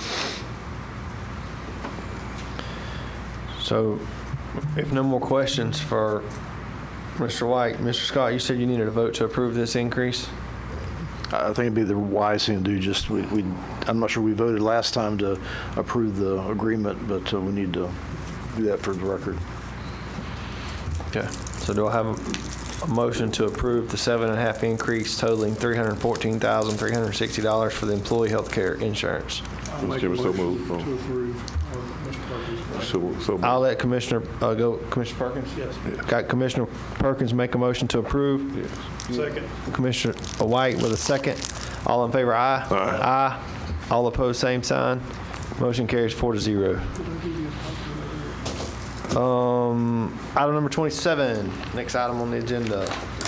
That's a lot of that information, or the engagement letters in your packet. Item number 27 is discussed with possible board action, hiring of the Florida Association of County Managers to aid with the search for a new county administrator. This is my item. While we were down at FAC in Orlando, I reached out to Florida Association of Counties Executive Director, Ms. Ginger Delegal. She passed me along to a couple people, and basically for the public's benefit, the Florida Association of County Managers, which is I guess you could say a subsidiary of Florida Association of Counties, offers a service to all size small counties, medium counties, and also large counties, so that in a process for the search of a county administrator or other staff members. Mr. Scott has publicly stated he will be retiring the end of September, correct? While certainly this board likes to look at all in-house candidates, but I don't know that, in my opinion, I think that we would be doing an injustice to our constituents if we try to handle that ourselves by just putting it in the local papers or on our website. Like, I don't know that we have the expertise. We, meaning us four. Mr. Hill, I'll say he may have it. I don't know, but he's not here today. So, but I personally feel like that to make an equitable decision on behalf of the constituents, that's probably not an undertaking that we need to try to do completely by ourselves. I'm open. Y'all don't have to like it. You could say, no, we're going to do it ourselves. That's totally fine. This was kind of my idea to get a vast array of hopeful applicants. Basically, they put to kind of explain the process. I sent some of that information, I believe, to Mr. Morrison, and I believe he was going to disseminate that to you guys. And it may be on their website, I'm not sure, but basically for the public's knowledge, Florida Association of County Managers puts out an ad through their channels soliciting, hey, Suwannee County is looking for a new county administrator, yada, yada, yada. They engage on kind of what we're looking for. All the applicants, they have a committee, I don't remember the name, hiring committee, if you will. They take in the applicants, they look at them, they vet them, they come to the board and make or the point of contact at the county and make a recommendation. Hey, here are, I think for small counties, they recommend 7 names if there's enough applicants to do so. Here's the applicants that we have vetted. Here's the ones that have met what we think would qualify. Now, you guys are up to you to weed through those and maybe narrow it down to 3 or 4 or 5, or certainly add to it if you would like for the interview process.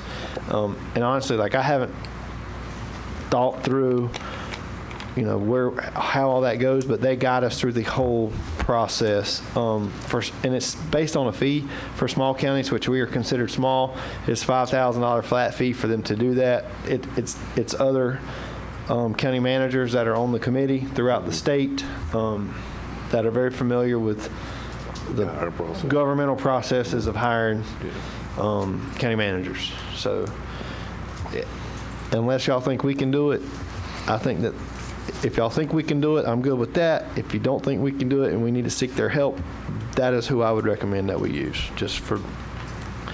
Mr. Chairman, I think it's an absolutely great idea. I might be the first one I've had in a while. Oh, you've had some pretty good ones. I don't have to agree with you on this one. Well, I just think for transparency and clarity and it, for the public's sake, like, hey, if we just advertise in 2 or 3 local papers or 4 up in North Florida, all we're probably going to get is applicants from North Florida, none from the Panhandle, none from, other areas of the state, or, and I just think that the vetting process, like, we might need some expertise in that. Mr. Chairman? Yes, sir, Commissioner Perkins. I'm not opposing the idea. I think it's a good idea. But at the same time, so we do reserve the right that we could do in-house or... Yes, you can...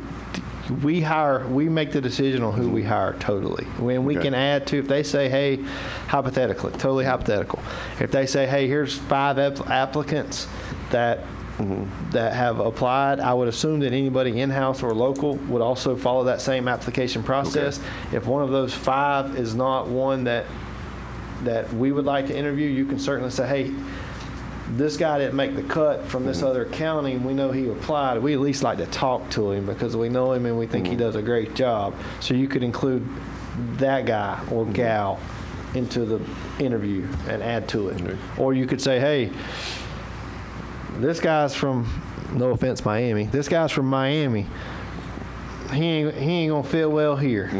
We scratched it. I mean, I'm just giving you hypotheticals. You don't have to take all the 5 that they suggest. So they come with their own grading system on their own people. We don't have no. They vet them. They vet them through their processes, their resumes, and then they also vet them through the Association of County Managers on their credentials and background checks, if you will, to make sure they're solid candidates or applicants. Okay.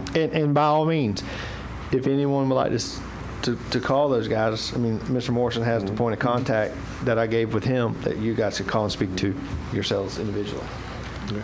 So it was just a suggestion that I think that we should look at. Okay. Do you need a motion on this? Yes, we would. If y'all want to do that, we need a motion. I'll make a motion. Have a motion by Commissioner Mobley to engage Florida Association of County Managers on the hiring of or on the interview process of a county administrator. Second. Second by Commissioner White. All in favor, aye. Aye. No. Aye. All opposed, same sign. Motion carries 4-0. Next item on the agenda, item number 28. Mr. Chairman, sir. Before you get off that, just something that I think y'all should be thinking about going forward is what role you want that individual to play. You want it to also be Public Works or not?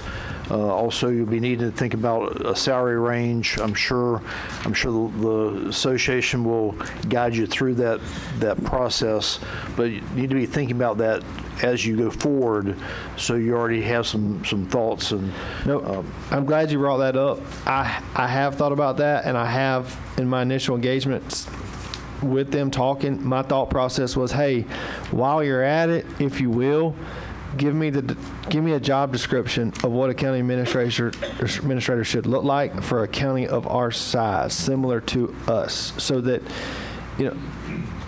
we're doing it like everybody else is doing it. Like I don't know how many other counties have a county administrator that's also the public works director.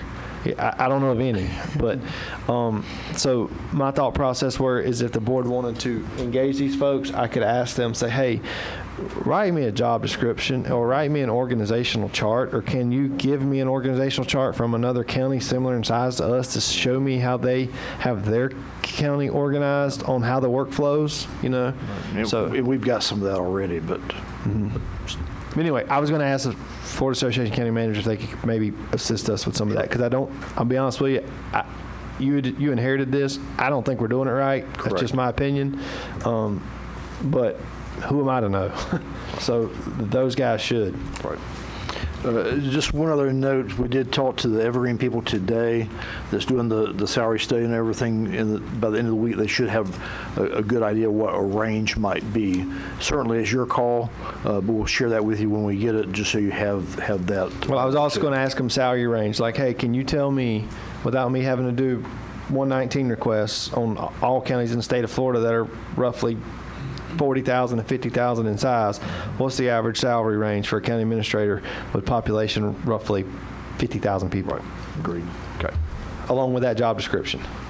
And what Mr. Scott was pointing out, Mr. Chairman, is that you've already employed a salary study, so we should have that information by the end of the week. Right. Yep. Additional agenda items. Item number 28. There is one.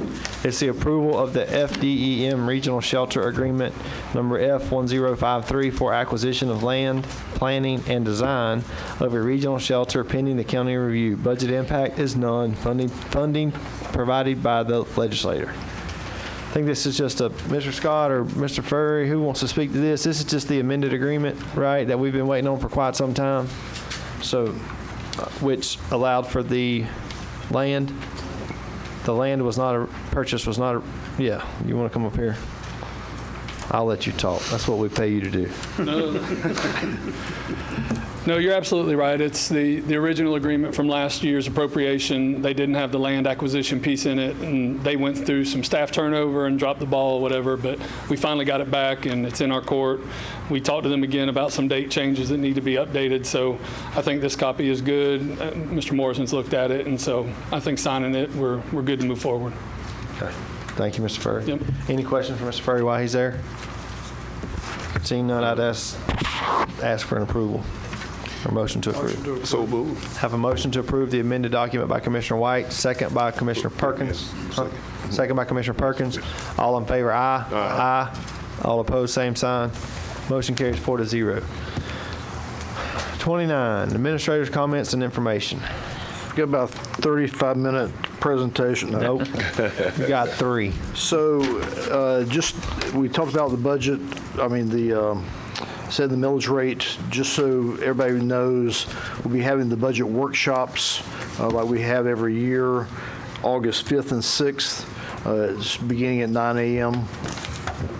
It'll be here at this location also.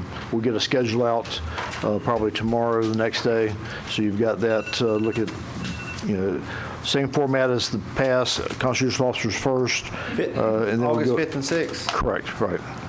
So, what's the start time? 9 a.m. Okay.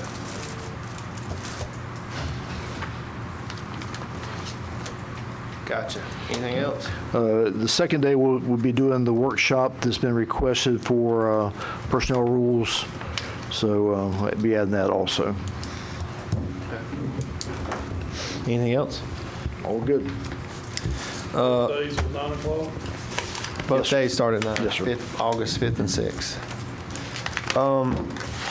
Last item on the agenda, board member inquiries, requests, comments. Commissioner White, we'll start with you first since Commissioner Hale's not here. It's long enough, I'm good. He has nothing to contribute.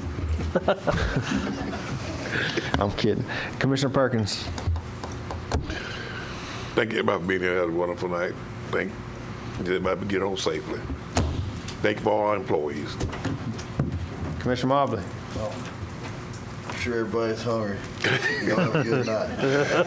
I'm gonna go. Food's on Commissioner Mobley at the grill. If you don't make supper tonight, Commissioner Mobley, show up at Mobley's Meats tomorrow for a free ribeye. Not on the record.